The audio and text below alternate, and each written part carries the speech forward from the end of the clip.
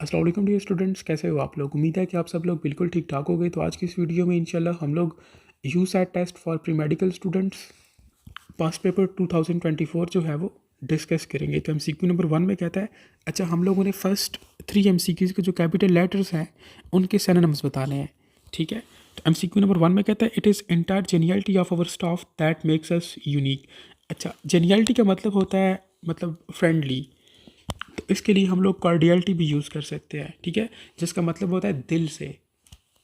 Next MCQ number 2, staple food is a dash food.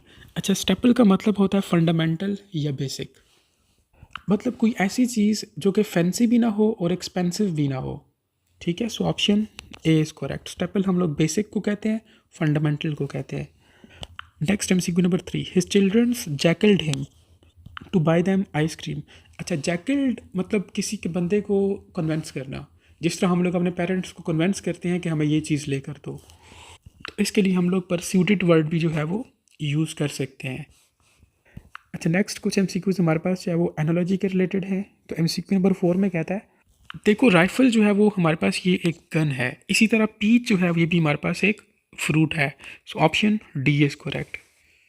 अगर आप लोग ऑप्शन ए को देखो, एटम को हम लोग न्यूक्लियस नहीं कहते, एटम के अंदर न्यूक्लियस होते हैं। अगर हम लोग केव और माउंटेन्स की बात करें तो माउंटेन्स में ही तो केव होते हैं, गार जो है माउंटेन्स में होते हैं।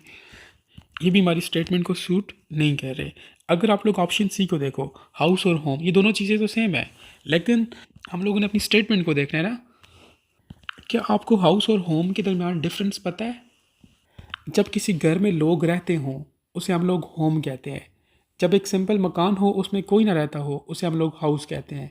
ठीक है, next MCQ number 5, import and export, ये दोनों क्या हैं, एक दूसरे के अपोजिट हैं। तो अगर आप लोग ऑप्शन बी को देखो, फॉलोअर एंड लीडर, ये भी दोनों एक दूसरे के क्या हैं, अपोजिट है। Next MCQ number 6, insect crawl. देखो इंसेक्ट क्या करते हैं, क्राउल करते हैं, और जो फ्रॉग क्या करती है, ये लीप करती है। So option D is correct. Next MCQ number 7, देखो वाटर की वजह से जो है वो लोगों को हाइड्रोफोबिया होता है, और लाइट की वजह से क्या होगा, फोटोफोबिया। सो ऑप्शन सी जो है वो बेस्ट ऑप्शन है। नेक्स्ट एमसीक्यू नंबर 8, लीन थिन, मतलब ये दोनों जो है वो सिनोनिम्स हैं। सो हम लोगों ने ऑप्शंस में से भी जो है वो सिनोनिम्स ढूंढना है। बल्कि को हम लोग हैवी भी कहते हैं। सो ऑप्शन ए इज़ करेक्ट। अगर आप लोग ऑप्शन बी को देखो, लाइट एंड हैवी, ये दोनों एक दूसरे के ऑपोजिट हैं। Option C, strong and feeble, feeble जो है वो फ्लेक्सिबल को कहते हैं, तो ये भी क्या है, एक दूसरे के एंटोनिम्स हैं। स्वीट एंड सॉर, ये भी एंटोनिम्स हैं। तो ऑप्शन ए जो है वो करेक्ट ऑप्शन है। Next MCQ number 9, knee and leg. देखो नी घुटना हमारे पास जो है वो लेग्स में होता है, तो एल्बो कहाँ पे है, आर्म्स में। सो ऑप्शन ए जो है वो बेस्ट ऑप्शन है। नेक्स्ट हमारे पास एमसीक्यू नंबर 10 है, न्यू एंड न्यू। ये जो है ना, ये KNEW है, ठीक है, और इसके साथ न्यू है। इनको हम लोग होमोफोन्स कहते हैं, मतलब देखो पढ़ने में दोनों सेम हैं, न्यू एंड न्यू, लेकिन इसमें के है, यहाँ पे के नहीं है। तो इस तरह के वर्ड्स को हम लोग होमोफोन्स कहते हैं। तो अगर आप लोग ऑप्शंस के देखो, सी एंड सी, एक सी देखने को कहते हैं और दूसरा सी जो है वो समंदर को कहते हैं। सो ऑप्शन डी इज़ करेक्ट। अच्छा, नेक्स्ट है हमारे पास पैसेज। हम लोगों ने इस पैसेज को रीड करना है और एमसीक्यू नंबर 11 से लेके 15 तक जो एमसीक्यूज़ हैं उनके आंसर्स बताने हैं। तो एमसीक्यू नंबर 11 में कहता है, according to the paragraph, doctor recommendations for the surgery और the special care are influenced by the guidelines which are designed bye.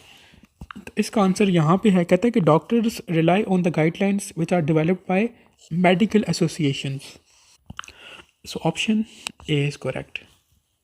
Next MCQ number 12 कहता है कि black and Hispanic patients get less special care because. तो इसका answer आपको यहाँ से मिलेगा। कहते हैं कि recent studies shows that many of the statistically based analysis are racially biased and can result in the black and Hispanic patients receiving inferior care. अगर हम लोग ऑप्शंस को देखें तो यहाँ पे है रेसिकली बाइस्डनेस। सो ऑप्शन ए जो है वो करेक्ट ऑप्शन है। नेक्स्ट एमसीक्यू नंबर 13 कहते हैं, the paragraph states that the patient has healthy kidneys if they release. तो इसका आंसर आपको यहाँ से मिलेगा। कहता है कि one uses level of creatinine, a waste product made by the muscles to estimate kidney function. Kidney removes waste from the body, so if a patient has less creatinine. ठीक है, तो इस क्रेटिनिन की जो रिलीज होगी वो abundantly नहीं होगी, वो स्प्रिंगली होगी। ऑप्शन बी जो है वो करेक्ट ऑप्शन है। Next MCQ number 14, an algorithm race corrects black people therefore they. तो इसका आंसर आपको यहाँ से मिलेगा। कहते हैं कि the algorithm race corrects by lowering their level, thus black people appears to be healthier and are less likely to be refer to the specialist for the further care. So option A जो है वो correct option है, they are not referred to the specialist, क्योंकि ये healthier होते हैं as compare to white people. Next MCQ number 15, कहते हैं the paragraph overall demands that. तो इसका आंसर आपको यहाँ से मिलेगा। कहते हैं the researchers cautions that many commonly used algorithms need to be revised to remove these statistical biases.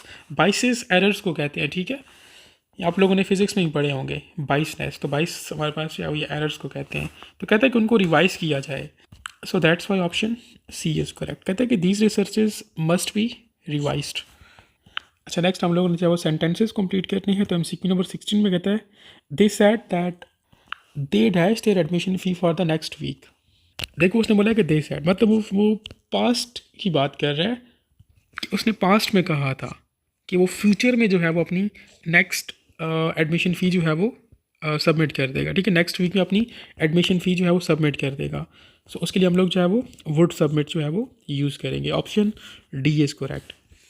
Next MCQ number 17 कहते हैं कि some students showed better results because they had worked very hard. Option A is correct.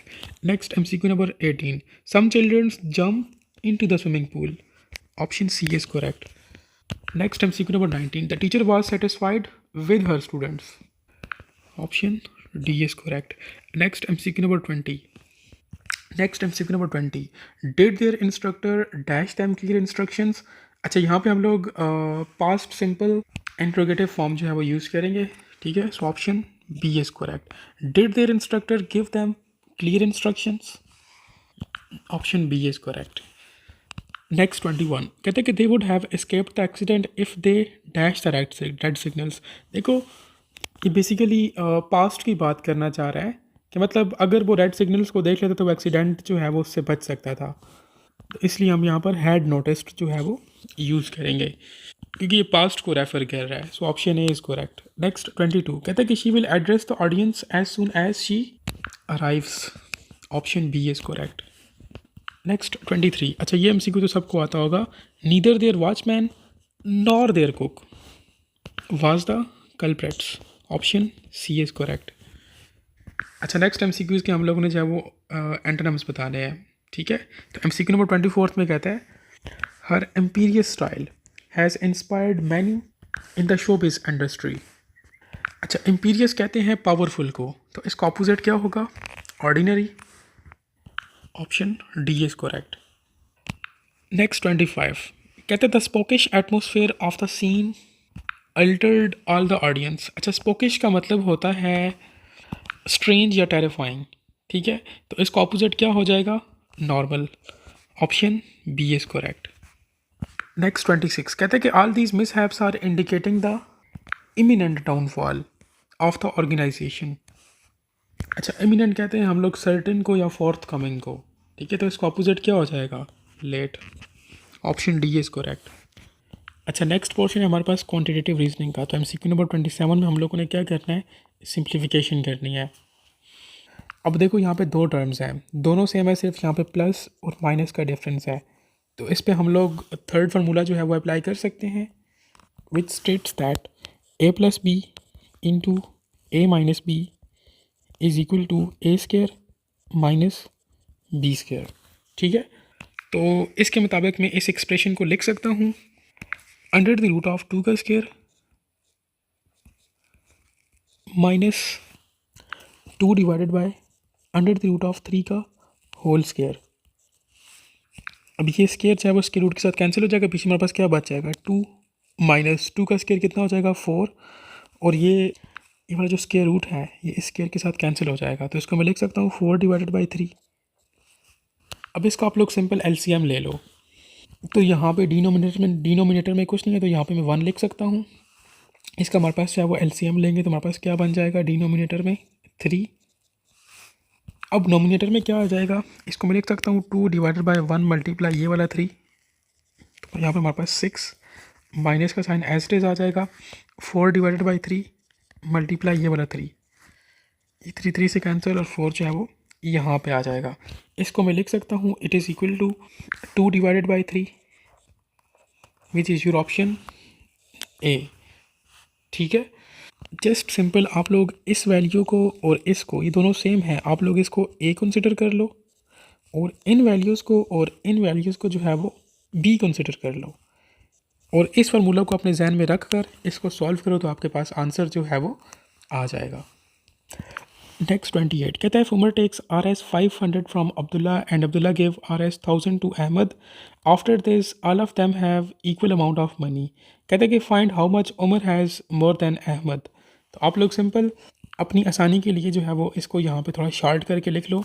देखो उमर ने क्या किया, Umar takes RS 500 from Abdullah, तो मैं इसको लिख सकता हूँ उमर के पास अब कितने हो गए पैसे, उमर को मैं यू से लिख लेता हूँ, उमर के पास 500 हो गए जो कि इसने अब्दुल्ला से लिए हैं। तो अब्दुल्ला के पास क्या हो गए, 500 माइनस हो गए ना, इसको मैं माइनस 500 लिख सकता हूँ क्योंकि अब्दुल्ला ने जो है वो उमर को 500 दे दिए। उसके बाद कहता है Abdullah gave RS 1000 to Ahmed, मतलब इस अब्दुल्ला ने क्या किया, दोबारा से अहमद को क्या किया, इसको मैं अहमद को AH से लिखता हूँ, अहमद को 1000 रुपये दिए, मतलब अहमद के पास प्लस 1000 हो गए और अब्दुल्ला से दोबारा हम लोग माइनस 1000 कर लेंगे।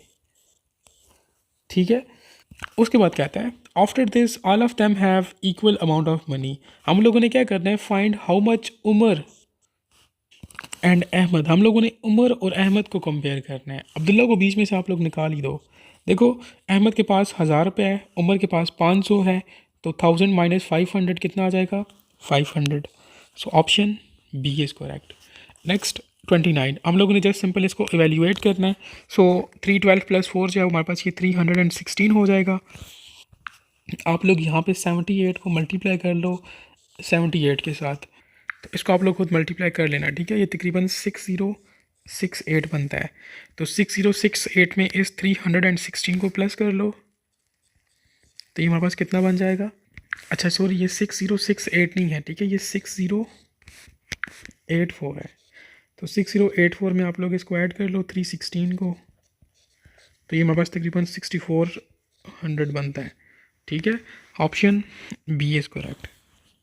Next MCQ number 30, the angle between the hands of clock at 6:50।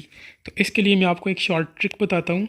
तो इस तरह का क्वेश्चन कभी भी आए तो आप लोग सिंपल उस वे से आप लोग जो है वो इसको सॉल्व कर सकते हो। ठीक है, इस तरह का क्वेश्चन ये 2024 में भी आया हुआ है और 2023 में भी आया हुआ है, और मैं दुआ करता हूँ कि 2025 में भी आ जाए क्योंकि मैं बहुत आसान तरीका आपको बताने वाला हूँ। इसके लिए एक शॉर्ट ट्रिक है, आप लोग उसको याद कर लो। 30 horse minus 11 divided by 2 minutes. अब आप लोग यहाँ पे देखो, यहाँ पे क्या है, 650 है, 6 यहाँ पे हॉर्स को जो है वो रिप्रेजेंट कर रहा है और 50 जो है वो मिनट्स को रिप्रेजेंट कर रहा है। तो सिंपल आप लोग इस रिलेशन में क्या करो, हॉर्स और मिनट्स की वैल्यूज़ को पुट कर दो, तो ये हमारे पास बन जाएगा 30 × 6, क्योंकि हॉर्स हमारे पास 6 हैं, minus 11 divided by 2 multiply minutes कितने हैं 50। तो जस्ट सिंपल आप लोग इसको सॉल्व कर लो। आपके लिए मैं और आसान कर देता हूँ, 2 1 are 2, 25 ये हमारे पास क्या बन जाएगा, 30 मल्टीप्लाई 6 माइनस 11 मल्टीप्लाई 25। तो सिंपल आप लोग इसको सॉल्व करो तो ये आपके पास राउंड अबाउट 95 डिग्री के इक्वल आएगा। ठीक है, तो आप लोगों ने इस शॉर्ट ट्रिक को नहीं भूलना क्योंकि 2023 में भी इसके रिलेटेड क्वेश्चन था और 2024 के पेपर में भी जो है वो ये क्वेश्चन आया हुआ है जो कि आप लोग देख रहे हो। नेक्स्ट 31 कहते हैं, if the sum of the square of the 10 values is 390 and the sum of the same value is 10 under the root of 14। कहते हैं कि what is the value of standard deviation, मतलब हम लोगों ने स्टैंडर्ड डेविएशन फाइंड करना है। तो हमारे पास नंबर ऑफ़ वैल्यूज़ कितनी है, 10 है, इसको मैं n से रिप्रेजेंट कर देता हूँ, स्मॉल n से। ठीक है, उसको मैंने रेस कर दिया ताकि आपको जो है वो कन्फ्यूजन ना हो। तो n हमारे पास चाहे वो कितना है, 10 है। अब इन 10 वैल्यूज़ के स्केयर का जो सम है, कहते हैं if the sum of square of 10 value is 390, मतलब इसको मैं लिख सकता हूँ sum of square of these values is equal to कितना 390। फिर उसके बाद कहता है यहाँ से the sum of same value is 10 under the root of 14। मतलब इसको मैं लिख सकता हूँ सम ऑफ वैल्यू जो कि अननोन है is equal to 10 under the root of 14 और टोटल वैल्यूज़ कितनी है 10 है। हम लोगों ने क्या करना है स्टैंडर्ड डेविएशन फाइंड करनी है। तो स्टैंडर्ड डेविएशन के लिए एक रिलेशन होता है जिसको हम लोग रिप्रेजेंट करते हैं standard deviation is equal to sum of square of values divided by total values minus sum of values divided by total values और इसका होल स्केयर है और इसका भी हमारे पास टोटल ओवरऑल एक्सप्रेशन का अंडर रूट है। तो जैसे सिंपल आप लोग वैल्यूज़ पुट कर लो तो ये हमारे पास बन जाएगा। मैं यहाँ पे लिख लेता हूँ it is equal to values put करेंगे तो 390 divided by 10 minus 10 under the root of 14 divided by 10 as it is आ जाएगा और साथ में इसका स्केयर भी है, ठीक है, और इसका अंडर रूट भी है। अच्छा देखो ये 10 इस 10 से कैंसिल कर देंगे हम लोग ताकि हमारी जो कैलकुलेशन है वो आसान हो जाए। तो एक्सप्रेशन क्या बन जाएगी 390 divided by 10 minus under the root of 14 इसका स्केयर, ये स्केयर चाहे वो इसके साथ कैंसिल हो जाएगा। अच्छा इसका अंडर रूट भी है ओवरऑल का। और पीछे हमारे पास क्या बच जाएगा 390, इसको मैं यहाँ पे लिखता हूँ 390 डिवाइडेड बाई 10 माइनस सिंपल 14 बच जाएगा इसका अंडर रूट। अब देखो हमारे पास ये एक ज़ीरो आप लोग इस ज़ीरो से कैंसिल कर दो तो हमारे पास क्या एक्सप्रेशन बन जाएगी 39 माइनस 14 का under root which is equal to under the root of 25 which is equal to 5। So option B is correct. Next 32 कहते हैं pipe A can fill a tank in 10 minutes while the pipe B and C can empty the tank in 30 and 35 minutes respectively।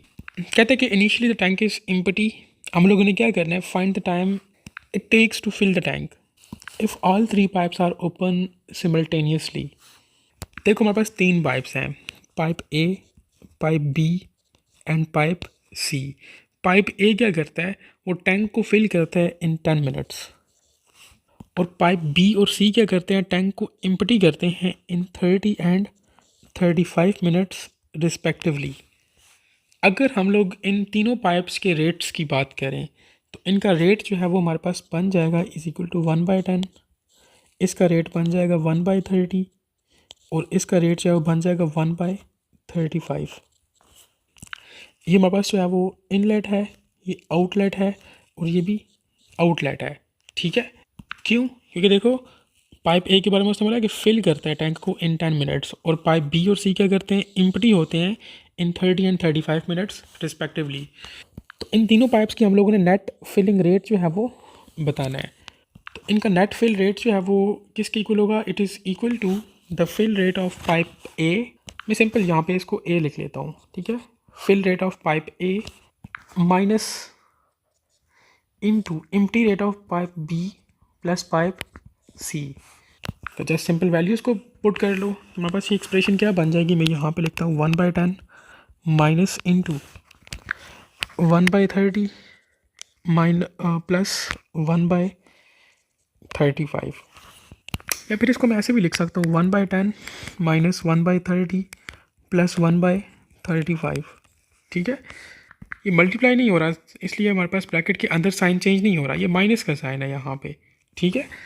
तो just simple आप लोग इनका LCM ले लो।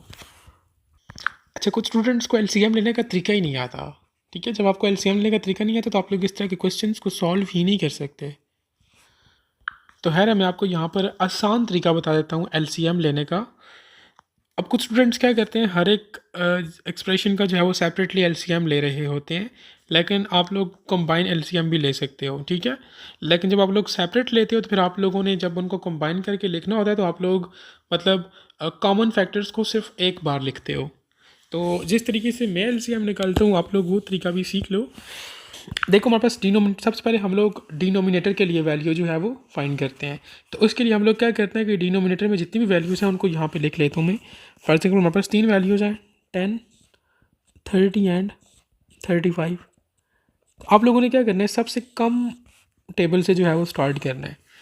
तो सबसे कम हमारे पास 2 ही है, 2 5s are 10, ठीक है, और 2 15s are 30, और 2 के टेबल में 35 नहीं आता तो इसको मैं एज इट इज़ इधर यहाँ पे लिख लूँगा। अब उसके बाद देखो हम लोग इसको 3 से कर सकते हैं ना, 3 के टेबल में 5 नहीं आता तो इसको मैं एज इट इज़ लिख लूँगा, लेकिन 3 5s are 15, ठीक है, और 35 एज इट इज़ आ जाएगा। अब ये तीनों वैल्यूज़ 5 के टेबल में आती हैं ना, 5 1s are 5, 5 1s are 5 and 5 कितनी बार, 7 बार 35। अब 7 बच गया तो 7 के टेबल में ये 1 1 एज इट इज़ आ जाएगा, 7 1s are 7। ये क्या बन गया हमारे पास, 3 × 2 × 5 × 7, ये आपके पास 210 बनता है, ठीक है। तो अब क्या करेंगे हम लोग, इस 210 को डिनोमिनेटर में लिख लेंगे। इसको मैं अरेज कर देता हूँ। तो हमारे पास क्या क्या फैक्टर्स आए थे, 2 × 3 × 5 × 7 विच इज़ इक्वल टू 210। तो ये 210 हमारे पास ये डिनोमिनेटर में आ जाएगा। अब नोमिनेटर में वैल्यूज़ लाने के लिए हम लोग क्या करेंगे, आप लोग सिंपल इस एक एक एक्सप्रेशन को लो। जैसे हमारे पास यहाँ पे फर्स्ट एक्सप्रेशन क्या है, 1/10 है। आप लोगों ने ये एक एक्सप्रेशन ले ली, इसको मल्टीप्लाई कर लो इसके साथ, डिनोमिनेटर वाली वैल्यू के साथ, 210 के साथ। इसी तरह आप लोग सेकंड एक्सप्रेशन लो which is 1/30 multiply 210। Third expression लो 1/35, इसको मल्टीप्लाई कर लो इसके साथ, ठीक है। तो इस तरह से आप लोग जो है वो नोमिनेटर वाली वैल्यूज़ जो है वो निकाल सकते हो। अब कैलकुलेशंस को इस आसान करने के लिए जस्ट सिंपल आप लोग इस एक ज़ीरो को इस ज़ीरो से कैंसिल कर दो, इस एक ज़ीरो को इस ज़ीरो से भी कैंसिल कर दो, ठीक है, ऐसा हो सकता है ना। तो इसमें हमारे पास 0 0 से कैंसिल, तो 21 1 सर कितना होता है, 21 ही होगा। सो 21 साइंस हम लोग यही यूज़ करेंगे, माइनस है तो यहाँ पे माइनस ही आएगा। सेकंड वैल्यू क्या है हमारे पास, यहाँ पे 1/3 मल्टीप्लाई 21। देखो इस तरह से है ना, 0 को 0 से कैंसिल कर दिया, ये सेकंड वैल्यू की बात कर रहा हूँ। 1/3 मल्टीप्लाई 21, 3 1 सर एंड 3 7 बार। सो यहाँ पे क्या आ जाएगा, 7। उसके बाद यहाँ पे देखो प्लस है तो यहाँ पे हम लोग प्लस ही यूज़ करेंगे।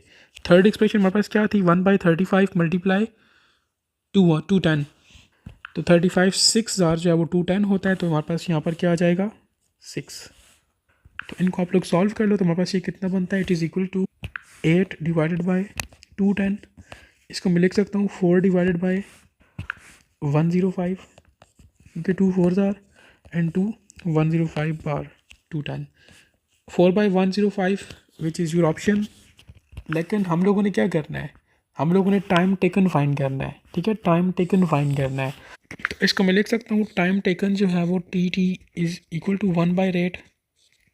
तो ये तुम्हारे पास रेट आया था, तो जैसे सिंपल वैल्यूज पुट कर लो, इट इज़ इक्वल टू 1/4 ये वैल्यू 105। तो इसको आप लोग सॉल्व करो तो हमारे पास ये क्या बन जाएगा, 105 डिवाइडेड बाई 4। डिनोमिनेटर में जो फर्दर डिनोमिनेटर होता है उसको अगर हम लोग सॉल्व करें तो वो नोमिनेटर में आ जाता है, ठीक है। सो ऑप्शन की तरह बी इज़ करेक्ट। नेक्स्ट 33। अच्छा, हम लोगों ने यहाँ पे जो है वो इस एक्सप्रेशन को सिंप्लीफाई करना है। जब भी आपको इस तरह की एक्सप्रेशन नज़र आए तो आप लोग फ़ौरन समझ जाओ कि हम लोगों ने यहाँ पे DMAS रूल जो है वो अप्लाई करना है।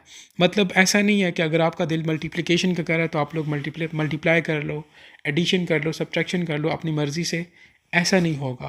कुछ रूल्स एंड रेगुलेशंस होंगे, आप लोगों ने उसके अकॉर्डिंग जो है वो इस एक्सप्रेशन को सॉल्व करना होगा, जिसको हम लोग DMAS रूल कहते हैं।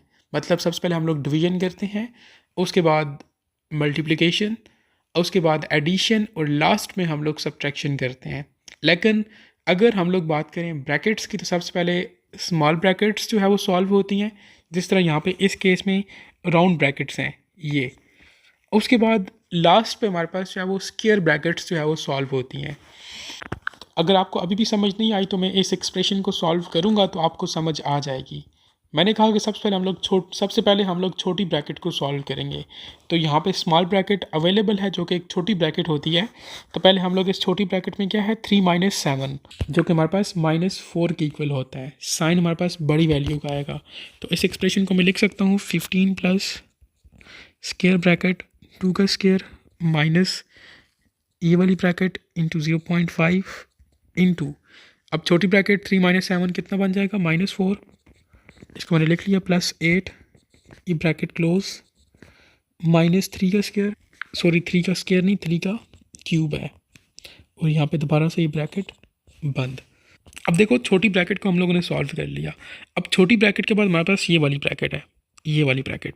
तो अब हम लोग इसको सॉल्व करेंगे, मतलब 0.5 इंटू -4 प्लस 8, इस एक्सप्रेशन को हम लोग सॉल्व करेंगे। तो अगर मैं 0.5 को 4 के साथ मल्टीप्लाई करूँ तो हमारे पास ये -2 बनता है। तो इसका मैं लिख सकता हूँ 15 प्लस स्क्वायर ब्रैकेट 2 का स्क्वायर माइनस ये वाली ब्रैकेट, ये कितना बन जाएगा -2 प्लस 8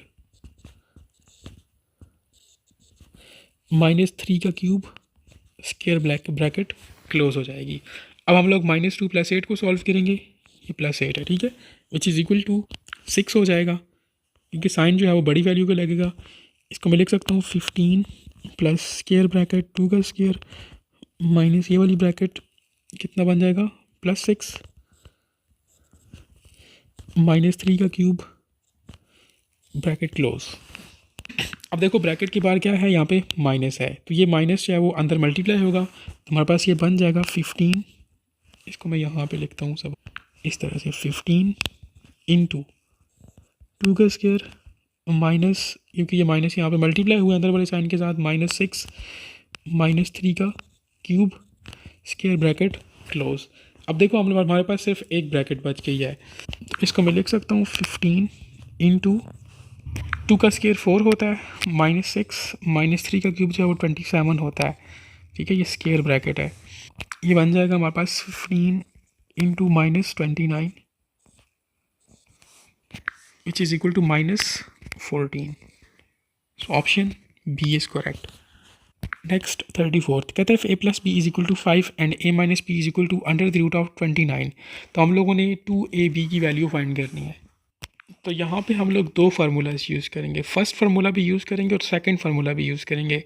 फर्स्ट फार्मूला क्या कहता है, देखो हमारे पास फर्स्ट एक्सप्रेशन पहले क्या है, a + b is equal to 5, इसको मैं लिख सकता हूँ a + b is equal to 5। अगर मैं इसका यहाँ पे स्क्वायर लूँ तो ये फर्स्ट फार्मूला बन गया ना, which is equal to a² plus 2ab plus b² is equal to 5 का स्क्वायर कितना हो जाएगा 25, ठीक है। अब दूसरी हमारे पास एक्सप्रेशन यहाँ पे क्या है, a - p is equal to √29।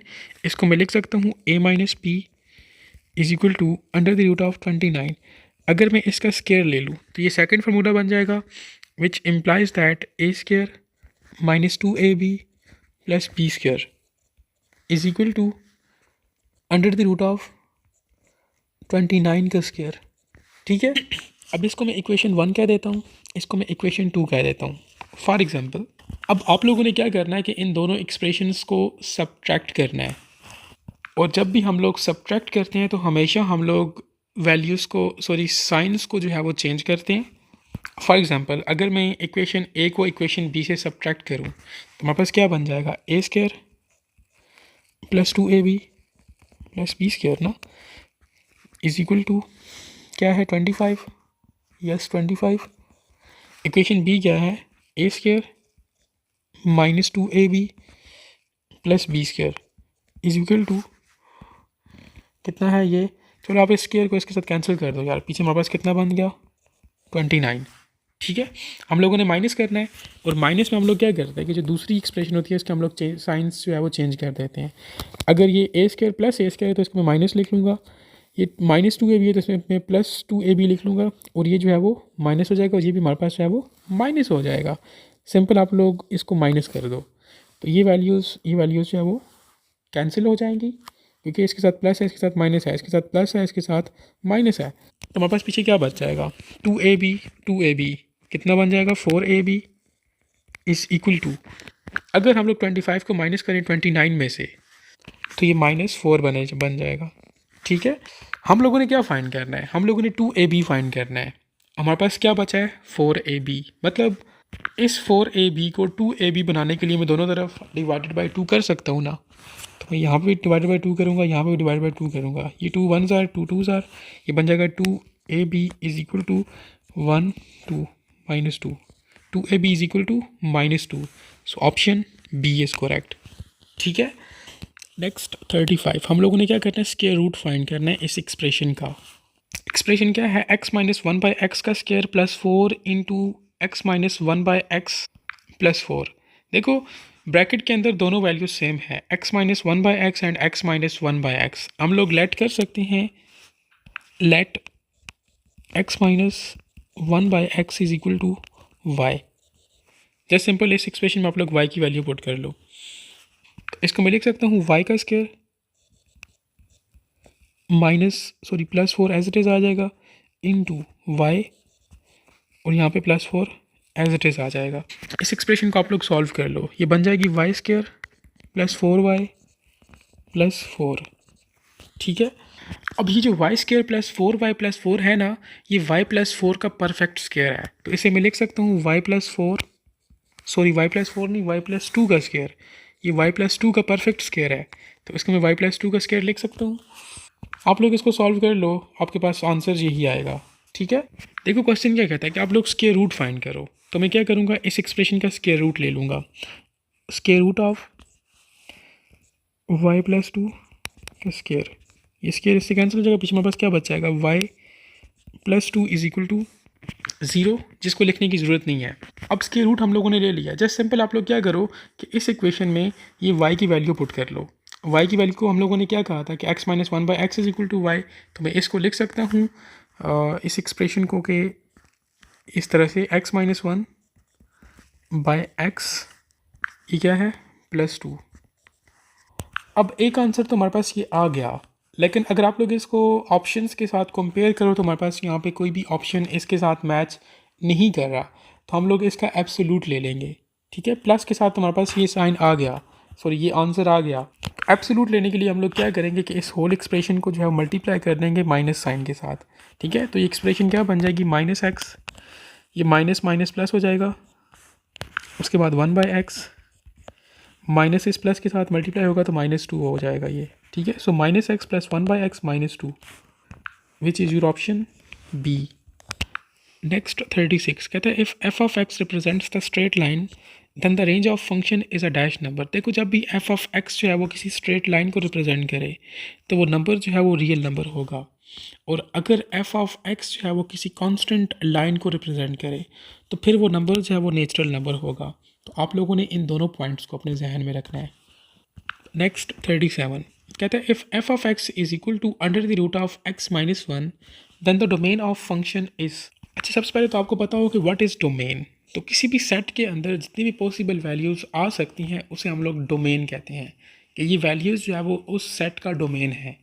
अब अगर हम लोग किसी भी स्क्वायर रूट वाली वैल्यू का डोमेन लेते हैं, ठीक है, तो उसका डोमेन जो है वो हमेशा जो है वो ग्रेटर होता है या इक्वल होता है ज़ीरो के। इसको मैं लिख सकता हूँ x इज़ ग्रेटर दैन और इक्वल टू वन। ये माइनस वन को मैं इस तरफ ले आया हूँ तो ये प्लस वन हो गया है। अब हमारे पास मतलब इस सेट का जो डोमेन है वो या तो वन होगा या तो इन्फिनिटी होगा। अब हमारे पास ये जो स्क्वायर ब्रैकेट होती है ये वन को जो है वो इंडिकेट करती है, और राउंड ब्रैकेट जो है वो इन्फिनिटी को इंडिकेट करती है। So option C is correct. Next 38 the mode value in the data. हम लोगों ने इस डेटा में से मोड फाइंड करना है। What is mode? जो मोस्ट रिपीटेड वैल्यू होती है उसे हम लोग मोड कहते हैं। तो ऑप्शन ए में उसने हमें वन दिया हुआ है, तो हमारे पास कितने वन हैं, एक, दो, तीन, चार, पाँच, मतलब वन हमारे पास कितने हैं, फाइव हैं। उसके बाद ऑप्शन बी में उसने हमें वन और थ्री दोनों दिया हुआ है। थ्री कितने हैं जी, वन, टू, थ्री। थ्री कितने हैं, थ्री, और वन तो हमें पता है फाइव हैं। ऑप्शन सी में देखो, थ्री तो हम लोगों ने फाइंड कर ली कि थ्री जो है वो थ्री हैं। फोर कितने हैं, वन, टू, थ्री, बस फोर हमारे पास कितने हैं, ये भी थ्री है। ऑप्शन डी में अगर आप लोग फोर को देखो, फोर हम लोग ऑलरेडी काउंट कर चुके हैं। What about five? तो फाइव हमारे पास कितने हैं जी, फाइव ये है वन, उसके बाद बस वन ही है। सो हमारे पास अगर हम लोग वन को देखें तो वन जो है वो मोस्ट रिपीटेड वैल्यू है इस डेटा में। सो ऑप्शन ए इज़ करेक्ट। ठीक है, नेक्स्ट 39 कहता है कि how many times does the volume of the sphere becomes if the radius is made 3 times. तो मतलब कहता है कि अगर हम लोग रेडियस को जो है वो 3 टाइम्स इंक्रीज़ करें तो किसी भी स्फीयर का वॉल्यूम पे जो है वो क्या अफेक्ट आएगा। तो अगर हम लोग किसी भी स्फीयर के वॉल्यूम की बात करें तो it is equal to 4/3 pi r cube. तो अगर हम लोग रेडियस को जो है वो 3 टाइम्स कर लें तो वॉल्यूम का जो है वो रेडियस के क्यूब के साथ जो है वो डायरेक्ट रिलेशन है। तो अगर हम लोग 3 टाइम्स इसको इंक्रीज़ कर देते हैं तो हमारे पास ये क्या बन जाएगा, 3 which is equal to 27। So option D is correct. Next 40 the area of the square field is 360,000 square units. The string required for fixing along the sides as a fence is dash units. मतलब एक square field है जिसका area जो है वो 360,000 units है, ठीक है, स्केयर यूनिट्स है। हम लोगों ने उस स्केयर की साइड्स पे क्या करना है, फेंसिंग करनी है।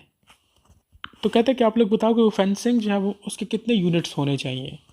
तो इसके लिए हमें पैरामीटर का पता होना चाहिए। अगर हमें उस स्केयर के पैरामीटर का पता चल जाए तो वही हमारा आंसर होगा, क्योंकि फेंसिंग हम लोग क्या करते हैं, साइड्स पे करते हैं ना, उसके मतलब पैरामीटर पे करते हैं ना। तो पैरामीटर के लिए हमारे पास एक रिलेशन होता है P is equal to 4 multiply sides. अब साइड्स तो हमारे पास यहाँ पे गिवन ही नहीं है, एरिया गिवन है। तो इस एरिया को यूज़ करते ही हम लोग पहले साइड्स कैलकुलेट करेंगे, उसको 4 के साथ मल्टीप्लाई करेंगे तो हमारे पास पैरामीटर आ जाएगा। तो पहले हम लोग बात कर लेते हैं जी एरिया ऑफ स्केयर। एरिया जो है वो किसी भी स्केयर को मैं ऐसे रिप्रेजेंट कर देता हूँ, it is equal two sides का स्केयर, ठीक है। हमें यहाँ पे सिर्फ साइड्स चाहिए, साइड्स का स्केयर नहीं चाहिए। इसको मैं लिख सकता हूँ कि साइड्स का स्केयर इज इक्वल टू 360,000, ठीक है। अब हमें सिर्फ साइड्स चाहिए तो इसका मैं अंडर रूट ले लूँगा। Sides is equal to under the root of 360,000, ठीक है। तो इसका अगर आप लोग अंडर रूट ले लो तो ये 600 बनता है। ये मेरे पास क्या आ गई, साइड्स आ गई। सिंपल क्या करो, इस 600 को मल्टीप्लाई कर लो इस 4 के साथ, तो आपके पास क्या बन जाएगा, पैरामीटर जो है वो it is equal to 4 multiply 600 which is equal to 2400। So option C is correct, ठीक है। नेक्स्ट 41 हम लोगों ने इस एक्सप्रेशन को क्या करना है, सिंप्लीफाई करना है। अब यहाँ पे देखो 3 एक्सप्रेशंस है, पहले हम लोग जो है वो पहले 2 को सॉल्व करेंगे, ठीक है। फिर जो आंसर आएगा उसको थर्ड एक्सप्रेशन के साथ आसानी से हम लोग सॉल्व कर लेंगे, ठीक है। तो पहले मैं फर्स्ट 2 एक्सप्रेशंस को जो है वो लेता हूँ। अब यहाँ पे भी हम लोगों ने क्या करना है, पहले एलसीएम लेना है, ठीक है। तो एलसीएम इसका भी आप लोग बिल्कुल उसी तरह से लोगे जिस तरह मैंने आप लोगों को पहले जो है वो सिंपल नंबर्स के लिए सिखाया था। यहाँ पे भी आप लोगों ने बिल्कुल उसी तरीके से लेना है। अगर हमारे पास डिनोमिनेटर में दोनों वैल्यूज सेम होती, मतलब दोनों x प्लस वाई होती, तो हम लोग डिनोमिनेटर में जो है वो ओवरऑल इन दोनों का x प्लस वाई लिख लेते। लेकिन यहाँ पे देखो साइंस दोनों के डिफरेंट हैं, तो मैं सिंपल इन दोनों को जो है वो डिफरेंटली लिखूँगा, x minus y into x plus y, just like that. ये क्या बन जाएगा, x plus y into x minus y. ये डिनोमिनेटर हमारे पास आ गया। अब नोमिनेटर में क्या होगा, सिंपल वही, आप लोग हर एक एक्सप्रेशन को लो और उसको मल्टीप्लाई करो इस डिनोमिनेटर के साथ। मैं यहाँ पे आप लोगों के लिए सॉल्व भी कर लेता हूँ। पहले मैं इस एक्सप्रेशन के लेता हूँ 1/x minus y multiply x plus y into x minus y. तो ये x माइनस वाई के साथ कैंसिल हो जाएगा, पीछे क्या बच जाएगा, x प्लस वाई। ये प्लस साइन जो है वो एज इट इज़ यहाँ पे आएगा। अब हम लोग इसका जो है वो लेंगे LCM.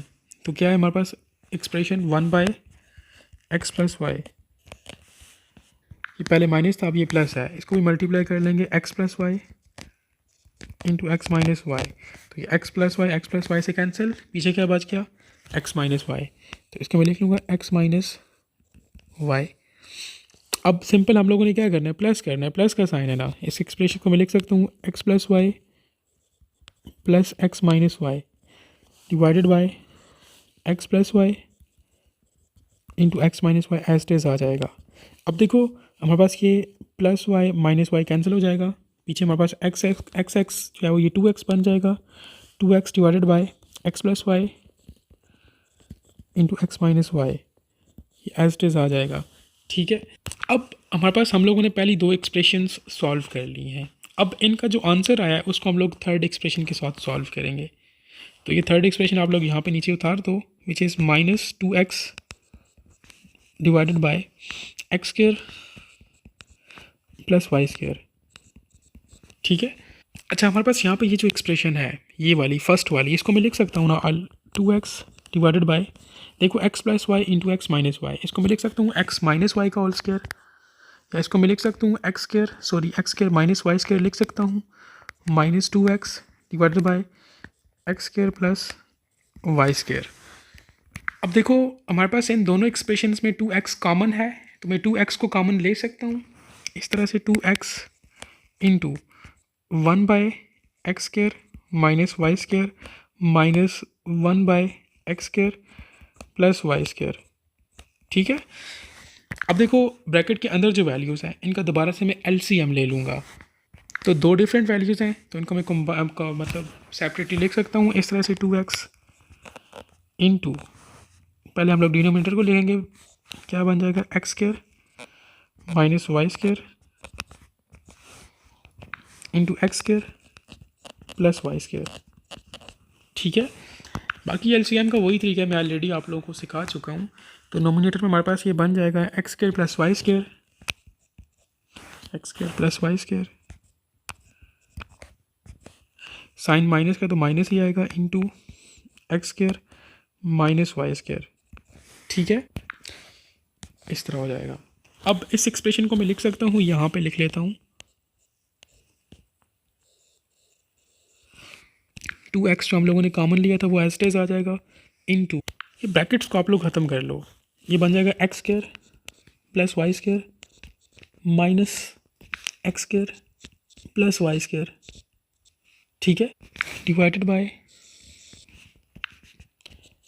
X square minus y square into x square plus y square. अब यहाँ पे देखो हमारे पास ये एक्स स्क्वायर और माइनस एक्स स्क्वायर कैंसिल हो जाएगा। ठीक है, पीछे एक्सप्रेशन क्या बन जाएगी, वाई स्क्वायर और वाई स्क्वायर, इसको मैं 2y² लिख सकता हूँ, तो ये बन जाएगा 2x इंटू 2y स्क्वायर। ठीक है, डिवाइडेड बाय, ये एक्सप्रेशन एज इट इज आ जाएगी x square minus y square into x square plus y square. ठीक है।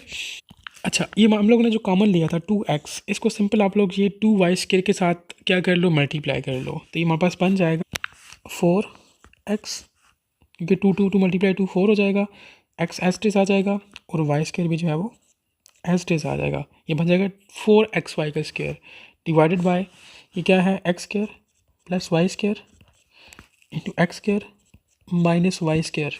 ठीक है। अगर आप लोग ये डिनोमिनेटर को देखो तो यहाँ पे हम लोग थर्ड फार्मूला अप्लाई कर सकते हैं, which implies that x square minus y square is equal to x plus y into x minus y. मतलब ये फार्मूला एक्सपेंडेड फॉर्म में है, इसको हम लोग कॉन्ट्रैक्ट करके लिख लेंगे। मतलब ये फार्मूला जो है हमारे पास इस फॉर्म में है, ए plus b into a minus B, तो इसको हम लोग लिख सकते हैं इस फॉर्म में ए का स्क्वायर माइनस बी का स्क्वायर। तो सिंपल हमारे पास ये क्या बन जाएगा 4x Y square divided bye क्या बन जाएगा ये x4 माइनस y4। इसमें हमारे पास जो ऑप्शन ए है ना वो करेक्ट होगा। ठीक है, 4xy का स्क्वायर आप लोग यहाँ पे देख सकते हो, 4xy का square divided by x square minus y square, तो ये हमारे पास करेक्ट ऑप्शन है।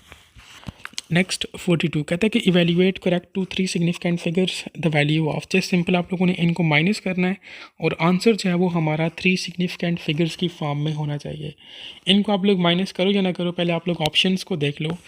ऑप्शन ए में हमारे पास 3 सिग्निफिकेंट फिगर्स हैं, ऑप्शन बी में कितने हैं जी 5, और ऑप्शन डी में भी हमारे पास जो है वो 5 सिग्निफिकेंट फिगर्स हैं, बल्कि इसको हम लोग 4 भी कह सकते हैं। ठीक है, 4 और इसमें भी हमारे पास 3 है, तो सिंपल आप लोग इनको जो है वो माइनस कर लो, माइनस से आप लोग खुद कर लो और देख लो कि आपके पास ऑप्शन ए करेक्ट है या ऑप्शन सी करेक्ट है।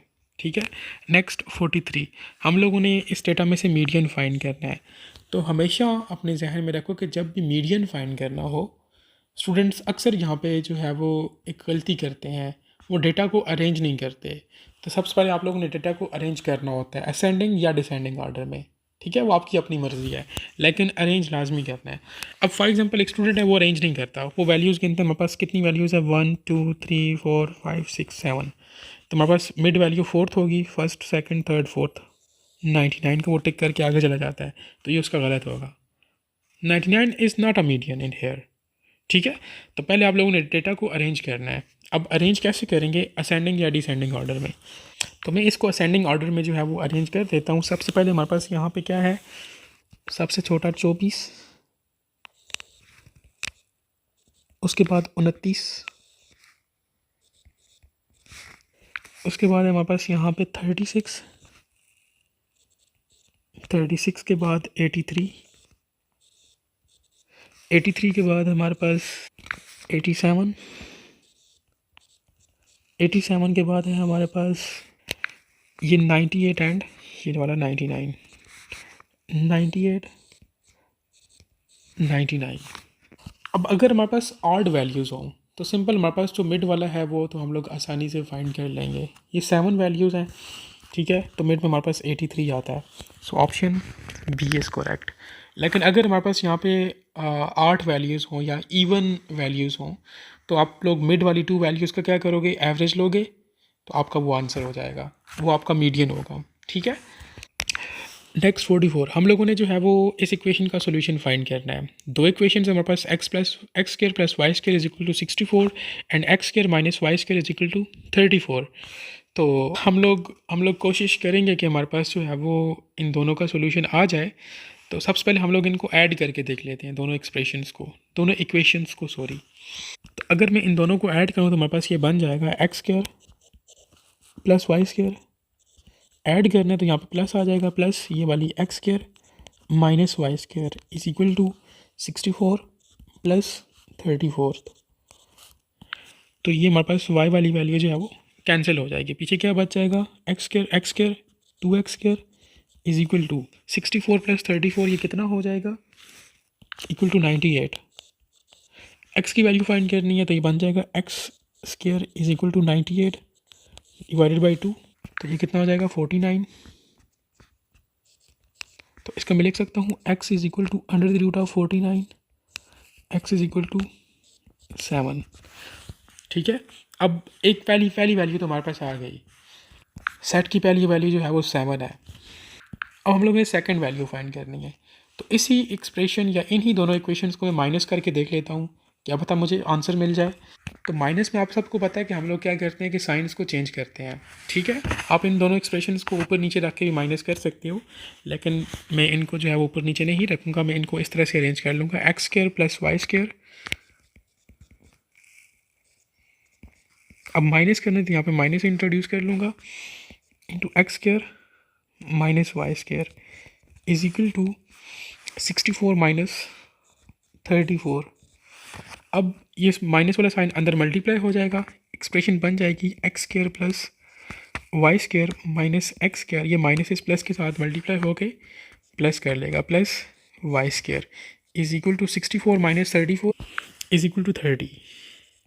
ठीक है, अब यहाँ पे आप लोग चेक करो, ये कैंसिल हो जाएंगे, plus x square minus x square, पीछे बन जाएगा 2y square which is equal to 30। ठीक है, अब हमारे पास ये बन जाएगा y square is equal to 30 divided by 2 is equal to 15। आप लोगों ने y की वैल्यू फाइंड करनी है, ये वाई स्क्र है, ये क्या बन जाएगा, यहाँ पे y is equal to under root of 15। ठीक है, स्क्र ख़त्म कर लिया हम लोगों ने। अब आप लोगों के लिए एक असाइनमेंट है। अब देखो यहाँ पे ऑप्शन ए भी ठीक है, ऑप्शन सी भी ठीक है। ठीक है, आपको देखने में ये दोनों सेम लग रहे होंगे, लेकिन ये दोनों डिफरेंट हैं। ठीक है, अगर हम लोग इन ब्रैकेट्स को देखें, यहाँ पे देखो एक स्क्वायर ब्रैकेट है, साथ में एक कर्ली ब्रैकेट है, यहाँ पे सिंपल एक स्क्वायर ब्रैकेट है। तो आप लोगों ने खुद ये चीज़ सर्च करनी है कि इसमें आया ऑप्शन ए ठीक होगा या ऑप्शन सी ठीक होगा, और कमेंट में बताना है मुझे लिटरली नहीं पता। तो ये आपका काम है कि आपने इसको खुद चेक करना है। आंसर मैंने आपको निकाल के दे दिया है, बाकी जो काम आपको बोला है वो आप लोगों ने खुद कर लेना है। नेक्स्ट 45 कहते हैं if log of 6 under the root of x to 16 is equal to x। तो हम लोगों ने x की वैल्यू जो है वो फाइंड करनी है। तो इसके लिए हम लोग पहले इन बेसिस को सॉल्व करेंगे। ठीक है, अब बेस क्या कहती है 6 अंडर द रूट ऑफ 6, इसको मैं लिख सकता हूँ 6 की पावर 6 इंटू 6, 2 6 है ना, 6 इंटू 6 की पावर 1/2। अब यहाँ पे देखो बेस पे जो है वो 2 6 आ गए, तो इसको मैं लिख सकता हूँ 6 1 माइनस 1/2। अब यहाँ पे दोबारा आप लोग इस 1 माइनस 1/2 का LCM ले लो, तो LCM आप लोगों ने उसी तरीके से लेना है। तो LCM हमारे पास क्या आ जाएगा, 6 की पावर, यहाँ पे लिख लेता हूँ 6 की पावर 3/2। अब मैं ये लॉग वाली एक्सप्रेशन को लिख सकता हूँ, लॉग इसकी बेस हो 6 की पावर 3/2 साथ 216 इज इक्वल टू x। अब ये जो 216 है basically it is the cube of 6 का क्यूब ले तो हमारे पास ये किसकी इक्वल होता है, इट इज़ इक्वल टू 216। तो इसको मैं लिख सकता हूँ लॉग ऑफ 6 पावर 2/3 इंटू 6 का cube is equal to x। अब देखो ये जो लॉग है ना, ये लॉग 6 की पावर 2/3 का भी है और ये 6 की पावर 3 का भी है, मतलब इन दोनों एक्सप्रेशन के साथ ये लॉग है, ठीक है। तो x की वैल्यू फाइंड करने के लिए इसको मैं लिख सकता हूँ, कहाँ पे लिखूँ, यहाँ पे लिख लेता हूँ, x is equal to log of 6 की power 3 divided by log of 6 की पावर 2/3, ठीक है। लॉग ऑफ 6 के साथ कैंसिल हो जाएगा, x is equal to 3 divided by 2/3, ठीक है। अच्छा यार ये 2/3 नहीं, ये देखो 3/2 है, ठीक है। तो आप लोग इसको 3/2 करो, ये 3/2 है, तो इसको हम लोग सॉल्व करेंगे तो ये 2 ऊपर चला जाएगा। इसको मैं लिख सकता हूँ 3 × 2 डिवाइडेड बाय कितना 3, तो ये इस तरीके से कैंसिल हो जाएगा, पीछे हमारे पास क्या बच गया 2। सो x जो है वो it is equal to 2। Option B is correct. Next 46 कहता है if 2x minus 5x plus 7/2 plus 5/9 is greater than -9, हम लोगों ने x की वैल्यू जो है वो फाइंड करनी है। तो 2x माइनस 5x, पहले हम लोग अगर इसको सॉल्व करें तो हमारे पास ये -3x के इक्वल आता है, -3x। उसके बाद हमारे पास 7/2 एंड 5/2 है, तो इसका हम लोग अगेन LCM ले लेंगे, ठीक है। अब देखो डिनोमिनेटर में हमारे पास चाहे वो दोनों 2 हैं, तो मैं इसको एक बार लिख सकता हूँ डिवाइडेड बाई 2, प्लस का साइन एज इट इज़ आ जाएगा, ठीक है 2। तो बाकी आप लोगों ने उस तरह से सॉल्व करना है, 7/2 मल्टीप्लाई 2, ये 2 से कैंसिल इज इक्वल टू 7। उसके बाद 5/2 मल्टीप्लाई ये वाला 2 से कैंसिल, पीछे कितना बच गया 5, ठीक है। Is equal to, sorry greater than है, ग्रेटर देन -9, ये बन जाएगा -3x प्लस 7 + 5 किसके इक्वल होता है, it is equal to 12। 12/2 is greater than -9, ये बन जाएगा -3x plus 2 1s and 2 6 are 12, -3x plus 6 is greater than -9। अब देखो सिंपल है, पहले आप लोग इस +6 को वहाँ पे लेके जाओ, ये बन जाएगा -3x इज़ ग्रेटर देन -9 -6, ये बन जाएगा हमारे पास -15, ठीक है। -3x एज इट इज़ आ जाएगा, इस माइनस साइन को इस माइनस साइन के साथ कैंसिल कर दो, पीछे हमारे पास क्या एक्सप्रेशन बन जाएगी, 3x is greater than 15। x की वैल्यू हम लोगों ने फाइंड करनी है, it is equal to 15/3। x जो है वो इट इज़, अच्छा ये ग्रेटर का साइन है, ठीक है, इक्वल टू का साइन नहीं है, ये x है इस तरह से, ठीक है। ये बन जाएगी 3 1s and 3 5s are, so option C जो है वो आपका करेक्ट ऑप्शन है। Next 47, the arithmetic mean of 15 values is 35. Upon checking, it was found that the data value is 42 was incorrectly entered as 24. कहता है कि what is the corrected mean? हमारे पास टोटल वैल्यूज़ कितनी है 15, अगर हम लोग उनका अर्थमेटिक मीन लें तो वो 35 के इक्वल आता है। कहता है कि अगर हम लोग चेक करें तो उसमें जो 42 वैल्यू पुट की गई है वो इनकरेक्टली पुट की गई है, हालांकि वो 42 नहीं आती, वो 24 आती है। सॉरी मैंने उलट बता दिया, कहते हैं कि वहाँ पे डेटा में जो 24 वैल्यू दी हुई है वो 24 नहीं, वो बल्कि 42 है। हम लोगों ने जो है वो करेक्टेड मीन फाइंड करना है। तो कम्पैक्टेड मीन के लिए जो है वो एक रिलेशन होता है, सॉरी करेक्टेड मीन के लिए, करेक्टेड मीन जो है वो it is equal to computed sum divided by total number of values. So computed sum, इसको मैं जो है वो सी एस से लिख लेता हूँ divided by total number of values, जो कि हमारे पास 15 है। तो पहले हम लोग कंप्यूटेड सम फाइंड कर लेंगे। तो कंप्यूटेड सम के लिए सबसे पहले हमें ओरिजिनल सम चाहिए होगा, which is equal to our arithmetic mean multiply with total values which is 15। तो ये 525 बनता है। तो अब आसानी से हम लोग कंप्यूटेड मीन फाइंड कर सकते हैं, सॉरी कंप्यूटेड सम फाइंड कर सकते हैं। तो computed sum basically it is computed sum जो है वो इट इज़ इक्वल टू 525। उसने कहा कि हम लोगों ने 24 पुट कर दिया है, जो कि गलत है। तो हम लोग क्या करेंगे कि 525 में से हम इस 24 को माइनस करेंगे और सही वैल्यू पुट करेंगे विच इज़ 42।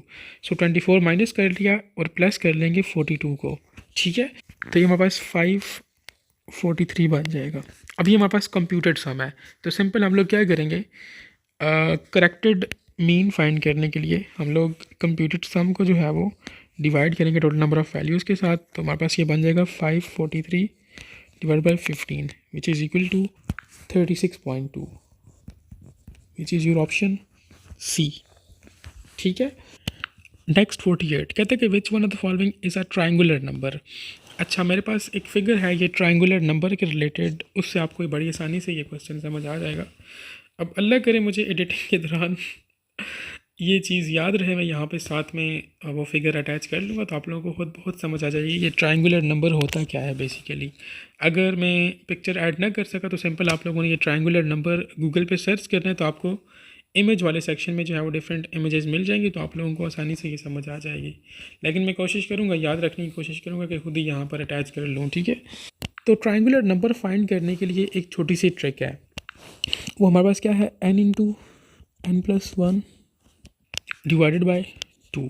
अब देखो ट्रायंगुलर नंबर तुम्हारे पास क्या होते हैं, 1, 3, 6, 10, 15, 21, ये ट्रायंगुलर नंबर्स हैं।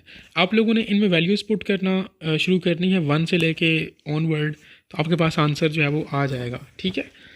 तो मैंने आपको ट्रायंगुलर नंबर्स बताए थे जो कि हमारे पास होते हैं 1, मैं यहाँ पे लिख भी लेता हूँ, कहाँ पे लिखूँ, यहाँ पे लिख लेता हूँ, 1, 3, 6, 10, 15 एंड 21। जस्ट सिंपल आप लोग जो है वो क्या करो, 1 से स्टार्ट करो, इस रिलेशन में वैल्यूज़ पुट करना शुरू कर दो।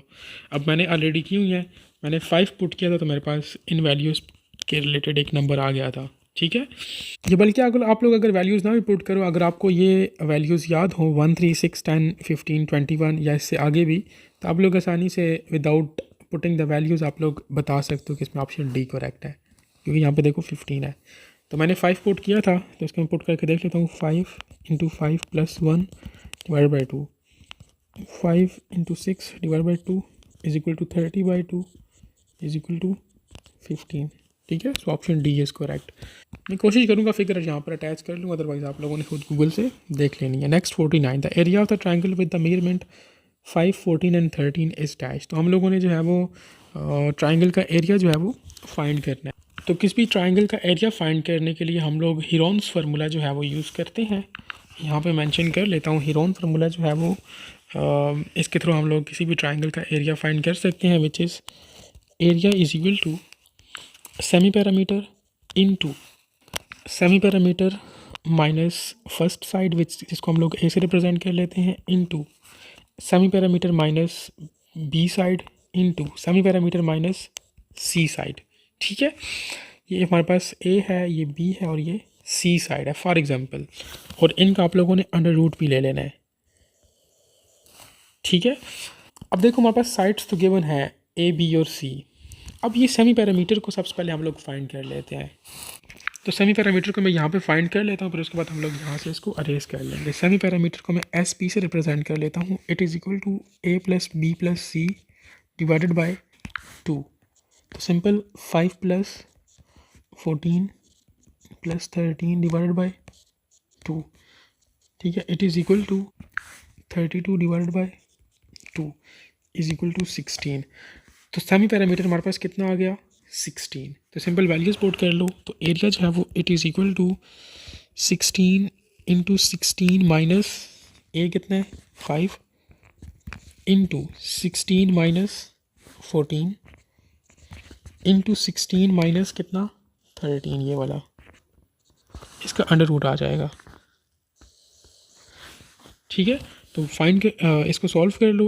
एरिया जो है वो it is equal to 16 into 16 minus 5 कितना हो जाएगा 11 इंटू 2 इंटू ये कितना हो जाएगा 16 माइनस 13 इंटू 3।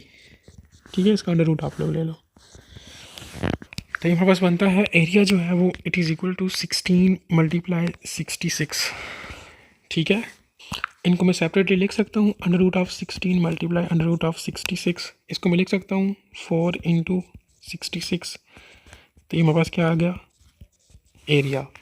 सो ऑप्शन बी जो है वो ये करेक्ट ऑप्शन है। आप लोगों को अभी ये चीज़ें समझ तो आ रही हैं, लेकिन आई गारंटीड कि आपको 1-2 दिन बाद ये चीज़ें भूल जाएंगी। क्यों भूलेंगी कि आपने प्रैक्टिस नहीं की हुई। सो आप लोगों ने क्या करना है, इस वीडियो को देखने के बाद 1 हफ़्ते बाद या तो 3 दिन बाद आप लोगों ने कोशिश करनी है कि आप लोग ये टेस्ट उठाओ और इसको खुद सॉल्व करने की कोशिश करो। ठीक है, खुद से, या इसी तरह के MCQs आप लोग कहीं से देख लो। अगर आपके पास कोई बुक है या कुछ भी है तो उस पर कोशिश करो कि आप लोग इनकी प्रैक्टिस करो, क्योंकि ये चीज़ें एग्ज़ाम में मिक्स अप हो जाती हैं। अभी तो बंदे को समझ आ रही होती है कि हाँ यार मैं सीख रहा हूँ, मुझे चीज़ें आ रही हैं, लेकिन जब मेन टेस्ट में ये सेम MCQ आएगा तो आप लोग कंफ्यूज हो जाओगे। ऐसा हर बंदे के साथ होता है। तो इस कन्फ्यूजन को दूर करने के लिए आपको प्रैक्टिस करनी पड़ेगी और अच्छी खासी प्रैक्टिस करनी पड़ेगी, क्योंकि ये मैथ्स है, भूलती है बंदे को। फिर आप लोग 2-3 बार इस वीडियो को देखेंगे तो हो सकता है कि ये चीज़ें आपको जो है वो सही तरह से याद हो जाए। अब आपकी मर्ज़ी है कि आपने क्या करना है। नेक्स्ट है हमारे पास MCQ number 50, the sum of anterior angles of the hexagon. अब ये MCQ जो है वो 2023 में भी था, 2022 में भी था, 2024 में भी ये आया हुआ है। तो एंटीरियर एंगल्स फाइंड करने का मैं आपको एक शॉर्ट ट्रिक बता देता हूँ। आप लोग उस ट्रिक को यूज़ करते हुए किसी भी फिगर का एंटीरियर एंगल जो है वो फाइंड कर सकते हो। फिर आपको ये रटा लगाने की ज़रूरत ही नहीं पड़ेगी। तो एंटीरियर एंगल फाइंड करने के लिए हमारे पास जो है वो n-2 मल्टीप्लाई 180। अब व्हाट इज़ n जो है वो इस फिगर की साइड्स को शो कर रहा है। अब जिस तरह यहाँ पे हमारे पास ये हेक्सागोन है, हेक्सा हमारे पास है, इसमें मतलब इसकी 6 साइड्स हैं। तो मतलब हम लोग n की जगह 6 पुट करेंगे। 6-2 multiply 180 is equal to 4 multiply 180, it is equal to 720। ठीक है, सो ऑप्शन बी डी जो है वो आपके पास करेक्ट ऑप्शन है। आप लोगों को मैं एक असाइनमेंट टाइप देता हूँ। आप लोगों ने मुझे ऑक्टागोन के एंटीरियर एंगल्स फाइंड करके देने हैं कि उनके एंटीरियर एंगल्स के सम जो है वो किसके इक्वल होता है, ऑक्टागोन। ठीक है, इसी मेथड से सॉल्व होगा। नेक्स्ट 51 कहते हैं 2x plus 3y is equal to 9 and xy is equal to 2।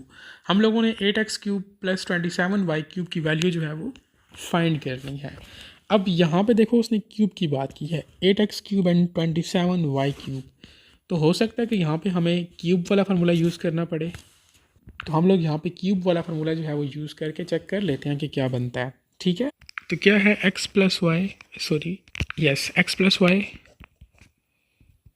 इसका whole cube it is equal to x cube plus y cube plus 3xy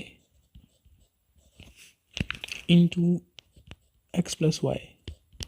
ठीक है, अब हम लोग लेट कर लेते हैं कि x जो है वो it is equal to 2x एंड y जो है वो it is equal to 3y। तो जस्ट सिंपल आप लोग वैल्यूज़ को पुट कर लो तो ये एक्सप्रेशन बन जाएगी 2x प्लस 3y का whole cube it is equal to x का क्यूब मतलब कि 2x का क्यूब प्लस y का क्यूब मतलब कि 3y का cube plus 3 into x y की वैल्यू कितनी है 2 है, तो इसका मैं लिख सकता हूँ 3 into 2 into x plus y. ये बल्कि सॉरी अभी हम लोग इस 2 वैल्यू को पुट नहीं करेंगे, सब्र करें ज़रा। ठीक है, अभी हम लोग एक्स वाई को ही छेड़ रहे हैं तो यहाँ पे हम लोग एक्स वाई ही पुट करेंगे। एक्स कितना है 2x इंटू 2y, क्योंकि एक्स वाई है ना, इंटू एक्स प्लस वाई मतलब 2x प्लस 3y। अब आप लोग वैल्यूज पुट करो। हमने क्या कहा था 2x प्लस 3y किसकी इक्वल है 9 के इक्वल है एंड एक्स वाई किसकी इक्वल है 2 के इक्वल है। अब आप लोग वैल्यूज पुट करो तो इसका मैं लिख सकता हूँ 9 का cube is equal to 2x का क्यूब मतलब इसको मैं लिख सकता हूँ 8x क्यूब क्योंकि वैल्यूज सेपरेटली तो हम लोग पुट नहीं कर सकते, क्योंकि 2x plus 3y is equal to 9 है। तो ये एज इट इज आ जाएगी। जैसे सिंपल हम लोग क्यूब को सॉल्व करेंगे तो ये हमारे पास बन जाएगा 3 का 27y क्यूब, ठीक है, प्लस इसको मैं लिख सकता हूँ 18 इंटू एक्स वाई, और बाकी जो है वो ये कितना है 2x प्लस 3y किसकी इक्वल है 9 के इक्वल है, इंटू 9, ठीक है। या बल्कि मैं यहाँ से इस एक्स वाई को भी रिमूव करके जस्ट सिंपल एक्स वाई की वैल्यू पुट कर लेता हूँ विच इज़ 2, इस तरह से, ठीक है। तो अगर हम लोग 9 का क्यूब लें तो हमारे पास ये 729 बनता है। 729 is equal to 8x cube plus 27y cube plus 324, ठीक है। इनको आप लोग सॉल्व कर लो। यार अगर आप लोग इस चीज़ को देखो, हम लोगों ने फाइंड क्या करना था 8x cube plus 27y cube, उसको देखो और यहाँ पे देखो 8x cube plus 27y cube, मतलब हम लोग सही जा रहे हैं। तो सिंपल आप लोग इस एक्सप्रेशन को जो है वो इन वैल्यूज़ के लिए अरेंज कर लो। तो ये क्या बन जाएगा 8x cube plus 27y cube, it is equal to 729। यहाँ पे क्या हो रहा था 324 प्लस हो रहा था, इधर माइनस हो जाएगा। तो ये कितना बन जाएगा 8x cube plus 27y cube जो है वो it is equal to 405। So option B जो है वो करेक्ट ऑप्शन है। नेक्स्ट 52 कहते हैं कि which one of the following is a greatest number. अब हम लोग ने ग्रेटेस्ट नंबर फाइंड करना है, तो इसको मैं इस तरह से लिख सकता हूँ। देखो 0.8 की पावर 4 है, तो उसको मैं लिख सकता हूँ 0.8 multiply 0.8 multiply 0.8 multiply 0.8 which is equal to 0.409। Option B, इसको मैं लिख सकता हूँ अंडर द रूट ऑफ 0.9 और यहाँ पे कितना 5, ठीक है। अब इसमें कोई लॉजिक की क्या कोई रॉकेट साइंस नहीं है, जैसे सिंपल ये आपकी मैथमेटिकल जो स्किल्स हैं ये उनके रिलेटेड क्वेश्चन है। तो ये आप पे डिपेंड करता है आप लोग इसको किस तरह से सॉल्व करते हो, ठीक है। बाय द वे मैं आपको बता देता हूँ कि अगर हम लोग ऑप्शन बी को सॉल्व करेंगे तो हमारे पास जो है वो इट इज़ इक्वल टू 0.979 के इक्वल आता है, ठीक है, राउंड अबाउट। ऑप्शन सी को सॉल्व करो तो हमारे पास ये 0.837 के इक्वल आता है, और ऑप्शन डी तो हमारे पास ये बहुत ही स्मॉल वैल्यू आएगी, और ये तो बिल्कुल हमारा ऑप्शन हो ही नहीं सकता क्योंकि हम लोगों ने ग्रेटेस्ट नंबर बताना है। लेकिन फिर भी मैं आपको सॉल्व करने का तरीका बता देता हूँ। इसको हम लोग लिख सकते हैं 1/2 की पावर 50, ठीक है। अब 50 का मतलब है कि ये 1 के ऊपर भी है और 2 के ऊपर भी है। अब 1 की पावर 50 हो या 1000 हो, इतनी भी वो 1 ही आता है। तो इसको मैं लिख सकता हूँ इट इज़ इक्वल टू 1/2 की पावर 50। इसको आप लोग सॉल्व कर लो, ठीक है। ये बहुत ही ज़्यादा जो है वो स्मॉलेस्ट 3 वैल्यू आती है, ठीक है। तो आप लोग बाकी ऑप्शंस को कंपेयर कर लो, हमारे पास ये 0.9 है, तो ये सबसे जो है वो ग्रेटेस्ट वैल्यू होगी। नेक्स्ट 53 कहता है कि 2 cars A and B are 20 kilometre apart. Car A is moving with the speed of 60 kilometre per hour towards car B, while car B is moving with the constant speed of 40 kilometre moving away from car A. तो हम लोगों ने जो है वो distance between 2 cars जो है वो फाइंड करना है आफ्टर 4 आवर्स। तो सबसे पहले कार ए और बी के दरमियान जो डिस्टेंस था वो कितना था 20 किलोमीटर। कार ए जो है वो किस स्पीड के साथ मूव कर रही थी 60 किलोमीटर पर हार की स्पीड के साथ मूव कर रही थी टूवर्ड्स कार बी।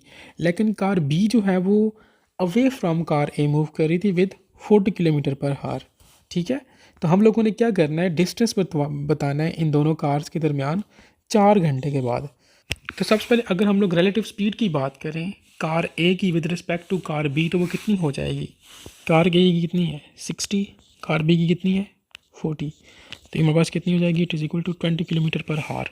अब 4 घंटों में कितना डिस्टेंस जो है वो उसने चेंज किया होगा। तो सिंपल आप लोग क्या करो कि इस 20 को मल्टीप्लाई कर लो 4 के साथ, तो हमारे पास कितना आ जाएगा इट इज़ इक्वल टू 80, ठीक है।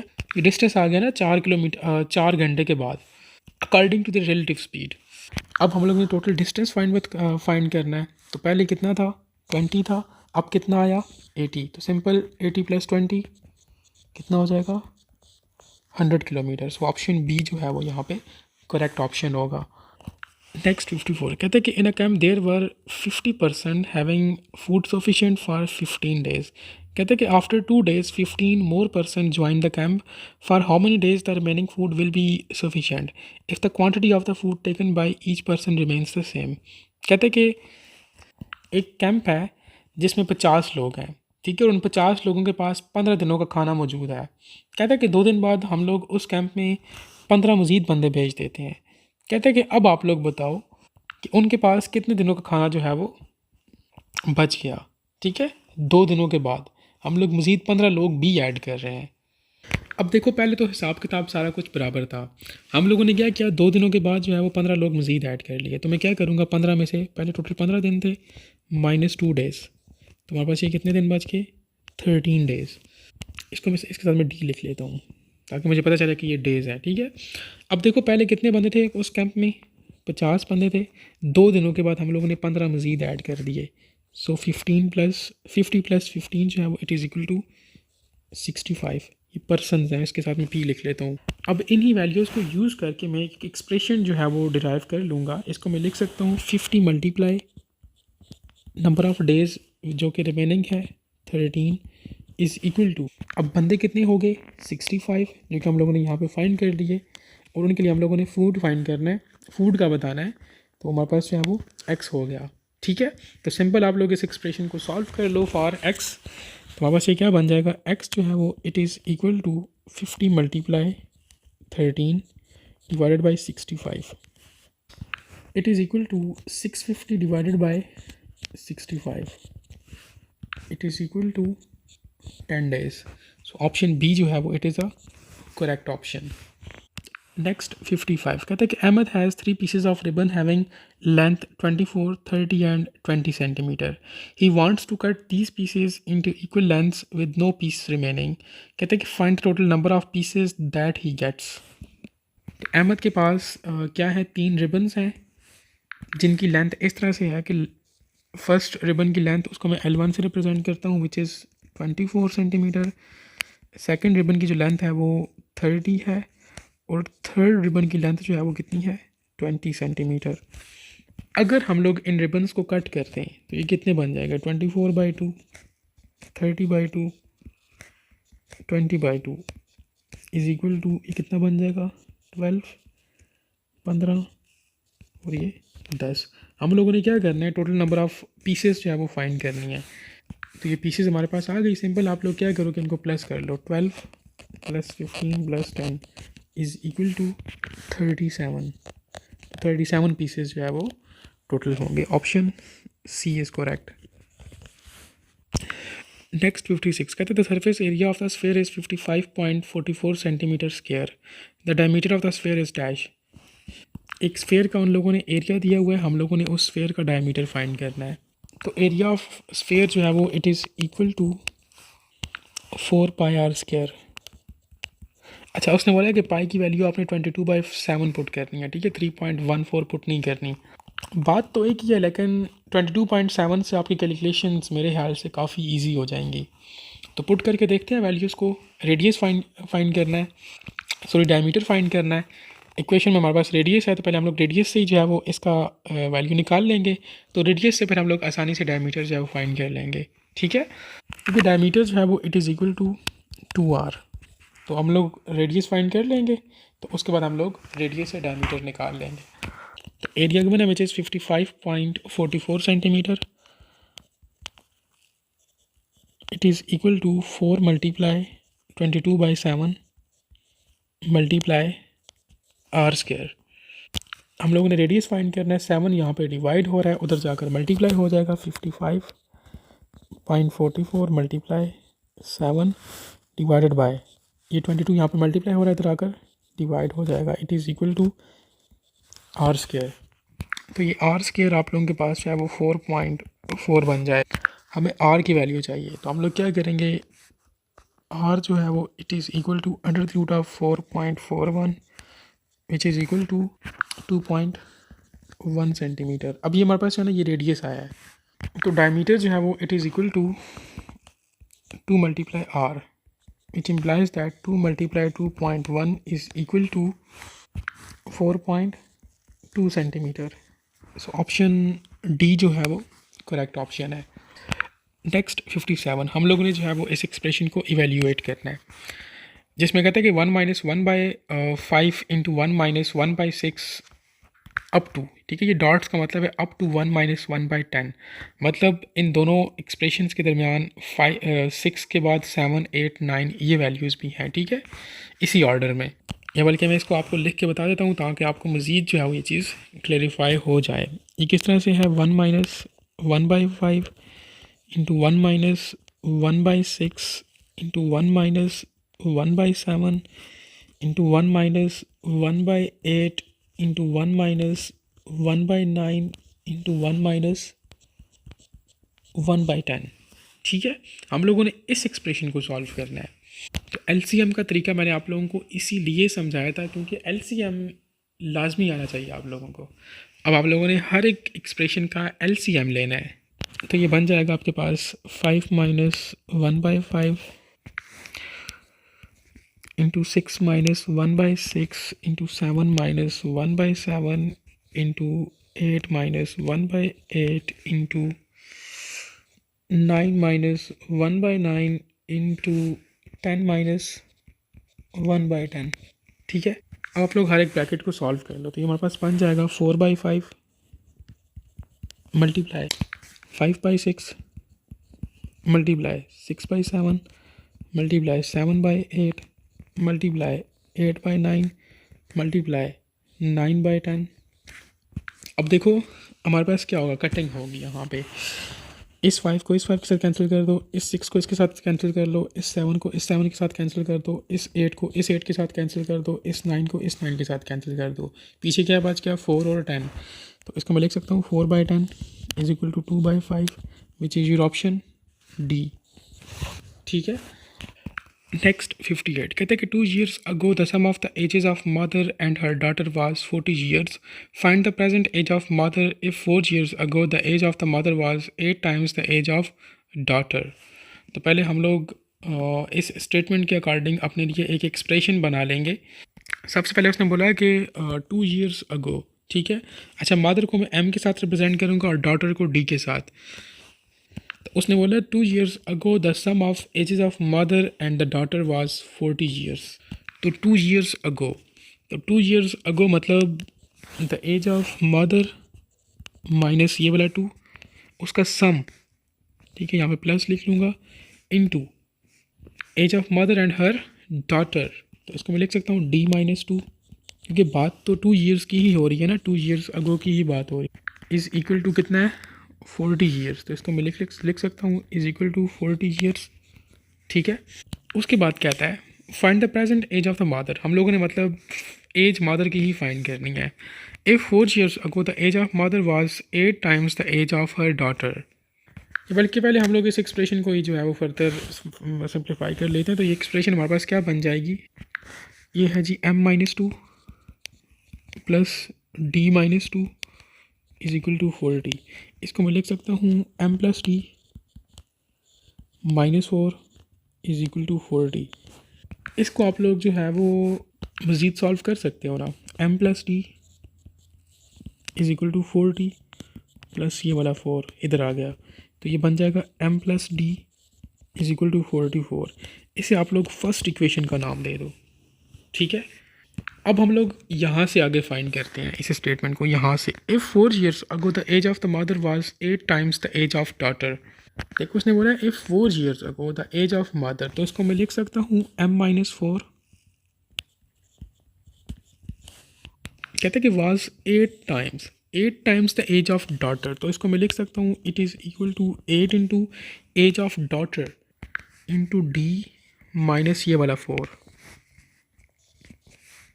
अगेन आप इस एक्सप्रेशन को सॉल्व कर लो, ये बन जाएगी M-4 is equal to 8D minus ये क्या बन जाएगा, 8 × 4 कितना होता है, 32।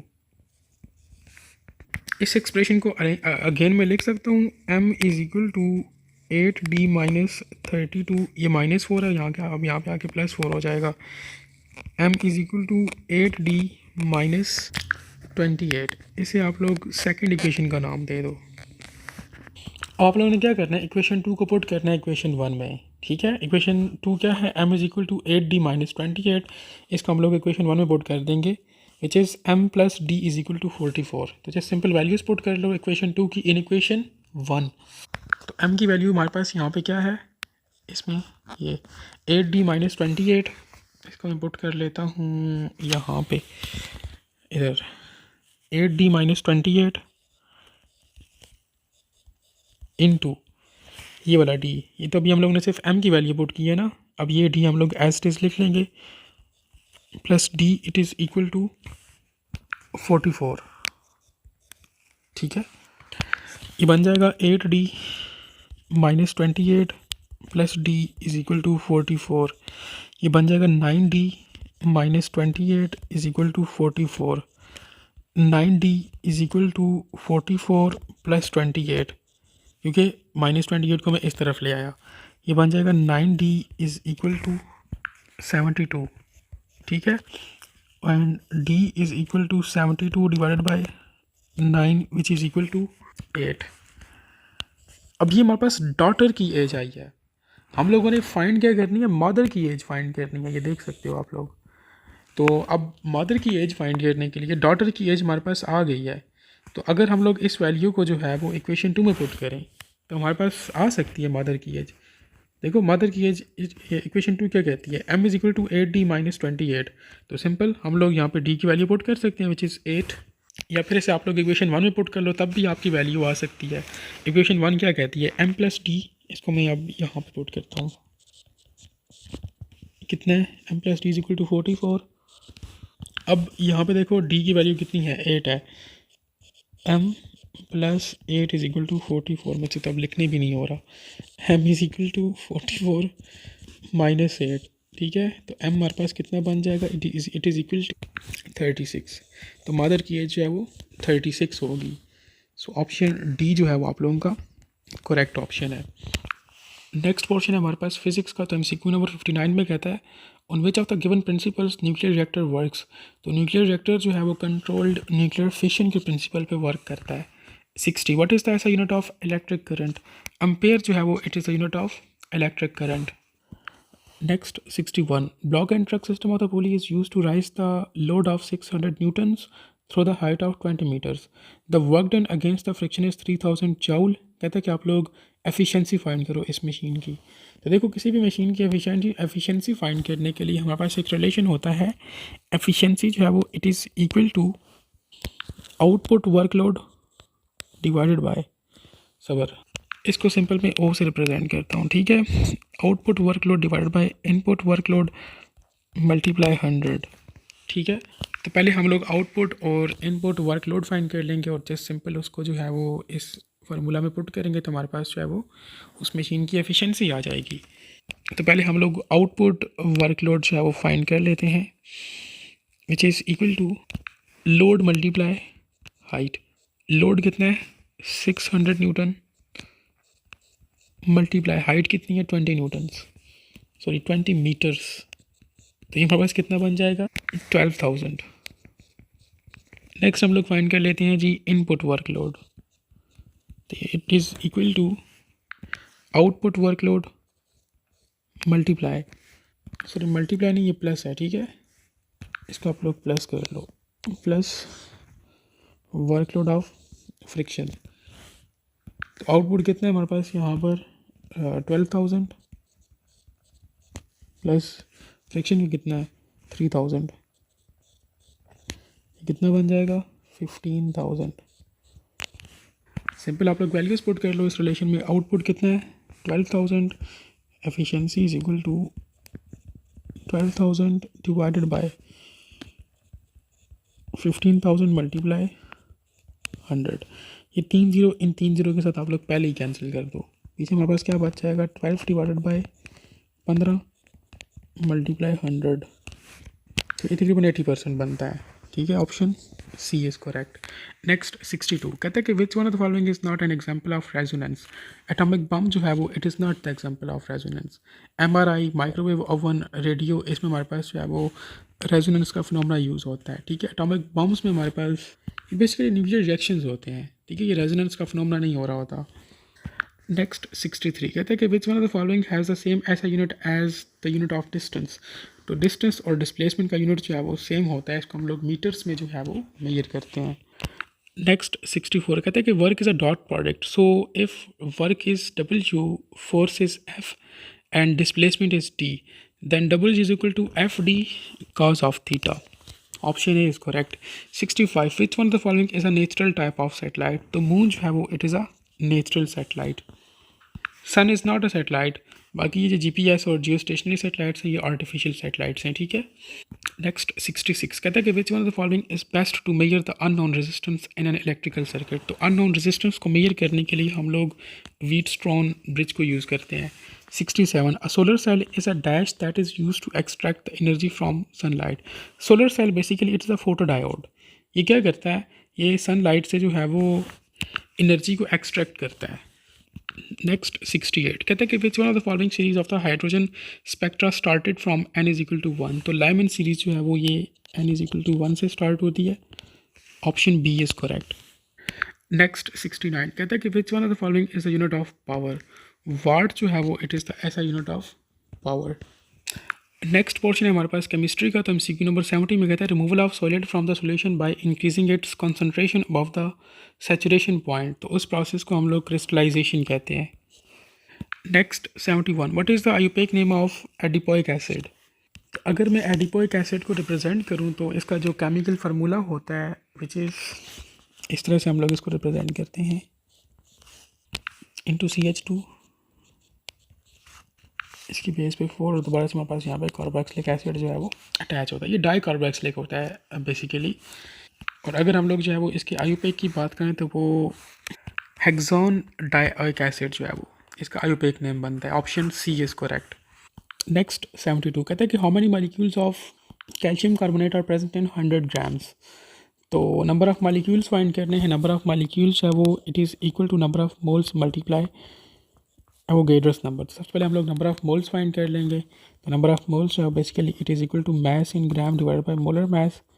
तो कैल्शियम कार्बोनेट का हमारे पास मैस कितना गिवन है 100 और इसका मोलर मैस भी हमारे पास 100 ही होता है। So it is equal to 1 मोल।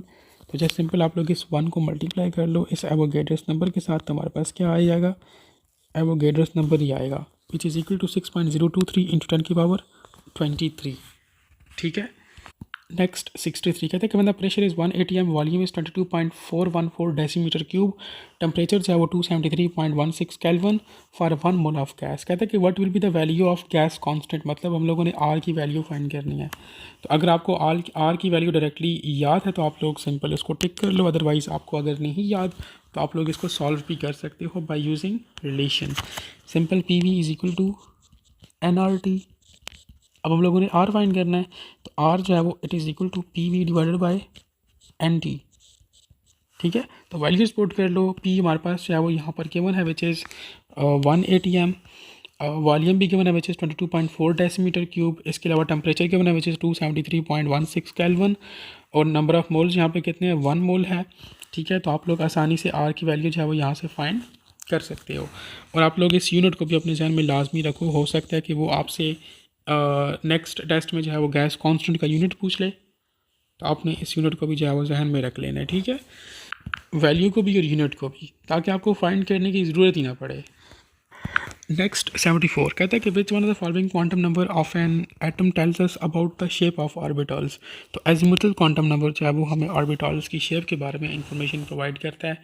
ठीक है, option A is correct. Next 75 which type of hybridisation is present in methane molecule. तो मीथेन में हमारे पास sp3 हाइब्रिडाइजेशन होती है। Option C is correct. 76 glass and plastic are the example of. तो glass और प्लास्टिक जो है ये एमॉर्फस सॉलिड्स होते हैं। Option A is correct.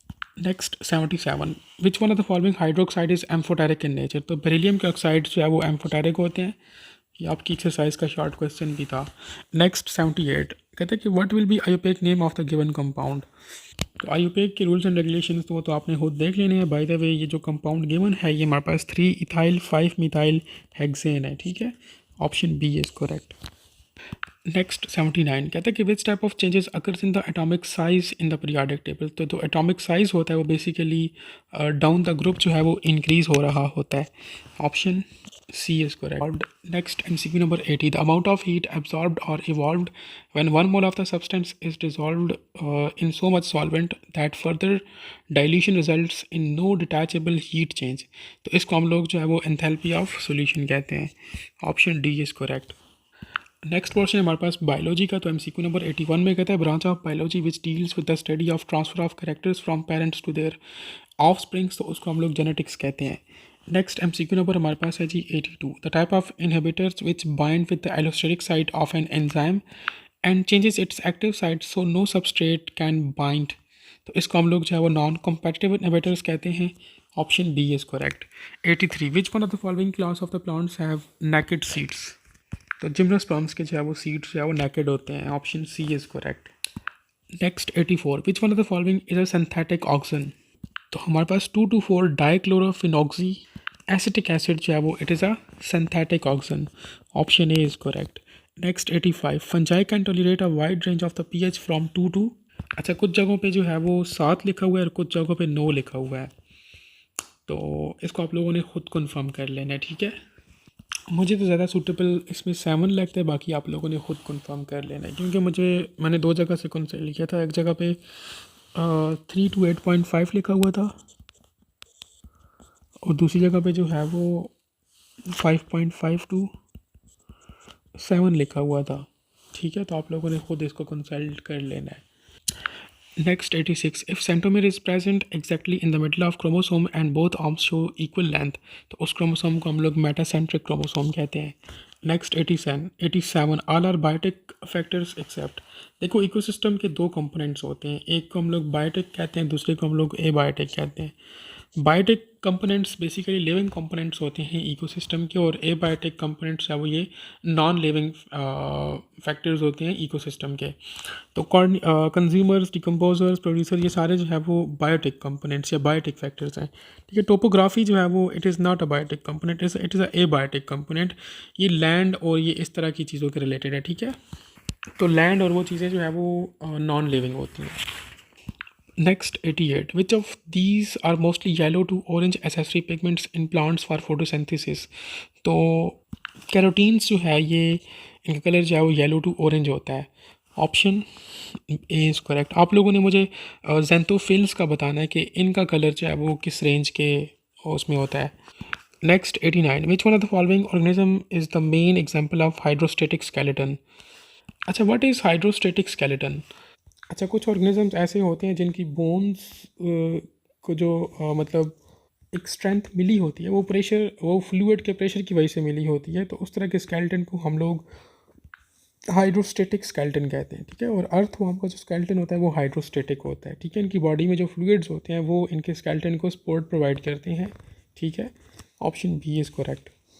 Next MCQ number 90 vector PSC101 has antibiotic resistance gene for tetracycline. Option D is correct. ये A नहीं, option D जो है वो इसमें करेक्ट ऑप्शन है।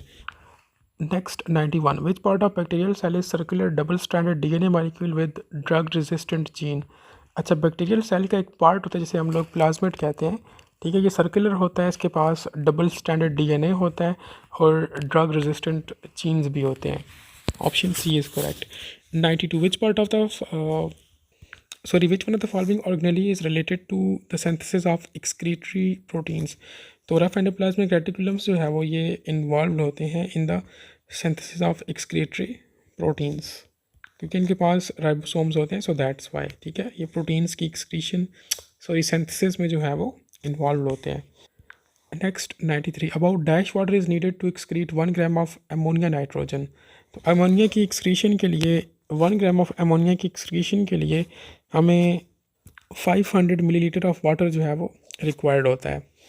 Option D is correct. Urea की एक्सक्रीशन के लिए 50 ml ऑफ वाटर रिक्वायर्ड होता है, और यूरिक एसिड की एक्सक्रीशन के लिए आप लोगों ने कमेंट्स में बताना है मुझे, ठीक है, कि वो 1 ml रिक्वायर्ड होता है या 5 ml रिक्वायर्ड होता है। 94 the loss of water through the water secreting glands are the hydathodes, जिनको हम लोग इस प्रोसेस को गटेशन कहते हैं, ठीक है। Option B is correct. Next, 95. When kinetochore fibers of the spindle contracts towards their respective poles and the sister chromatids get separated apart, तो इस स्टेज को हम लोग एनाफेज कहते हैं। अच्छा, आप लोगों ने क्या करना है कि सेल साइकिल वाले टॉपिक को लाजमी कवर कर लेना है, क्योंकि ये यूसैट और ये एनटीएस और इस तरह के जितने भी एचईसी के टेस्ट होते हैं उसमें ये सेल साइकिल से लाजमी क्वेश्चन आते हैं। ठीक है, तो ये हमारी एफएससी की बुक्स में तो नहीं है, लेकिन आप लोगों ने इस टॉपिक को कवर कर लेना है। Next 96, the opening of the uterus in vagina is termed as, तो इस ओपनिंग को हम लोग सर्विक्स कहते हैं। ठीक है। 97, lactase converts lactose into glucose and galactose, option B is correct. Next 98, cleavage result in the formation of rounded closely packed mass of blastomeres, जिनको हम लोग मेरुला कहते हैं, option C is correct. 99, which one of the following virus has spherical shaped, तो bacteriophage हमारे पास ये tadpole होता है। ठीक है। इन्फ्लुएंजा वायरस जो है वो ये स्फेरिकल शेप्ड होता है, और ये जो रेस्पिरेटरी वायरस है ये भी हमारे पास बुलेट शेप या रॉड शेप्ड होता है, और टोबैको मोज़ाइक वायरस भी ये जो है वो ये रॉड शेप्ड होता है। सो ऑप्शन बी जो है वो इसमें करेक्ट ऑप्शन है। नेक्स्ट 100, कहते हैं कि which one of the following is a hexose keto sugar, तो फ्रुक्टोज जो है वो इसके पास कीटो ग्रुप होता है। ठीक है, और इसमें जो है वो हमारे पास 6 कार्बन्स होते हैं। सो ऑप्शन ए जो है वो इसमें करेक्ट ऑप्शन है। व्हाट अबाउट अदर ऑप्शंस, तो यहाँ पे आप लोग देख सकते हो ग्लूकोज जो है वो ये एल्डोहेक्सोज होता है, मतलब इसके पास जो है वो एल्डिहाइड ग्रुप होता है और 6 कार्बन्स होते हैं। व्हाट अबाउट ग्लिसरल्डिहाइड, ग्लिसरल्डिहाइड के पास भी एल्डिहाइड ग्रुप होता है और उसके पास जो है वो 3 कार्बन्स होते हैं, तो इसको हम लोग जो है वो एल्डोट्रायोज कहते हैं। और राइबोज जो है वो इसके पास भी जो है वो एल्डिहाइड ग्रुप होता है। ठीक है, और इसके पास हमारे पास जो है वो 5 कार्बन एटम्स होते हैं, तो इसलिए हम लोग इसको एल्डोपेंटोज कहते हैं। ठीक है, तो ये तीनों पॉइंट्स भी आपके जहन में जो है वो लाजमी होने चाहिए। तो ये था आप लोगों के पास यूसेट पास पेपर 2024। उम्मीद है कि आप लोगों ने काफ़ी कुछ सीखा होगा। वीडियो काफ़ी लेंथी थी, लेकिन अगर आप लोग अभी तक इस वीडियो को देख रहे हो तो मुझे ज़रा कमेंट्स में बताओ, ताकि मुझे अंदाज़ा तो हो कि कौन लोग जो है वो आखिर तक मुझे सुन रहे हैं। ठीक है, मुझे काफ़ी अच्छा लगेगा। So thank you, wishing you best of luck, अल्लाह हाफिज़।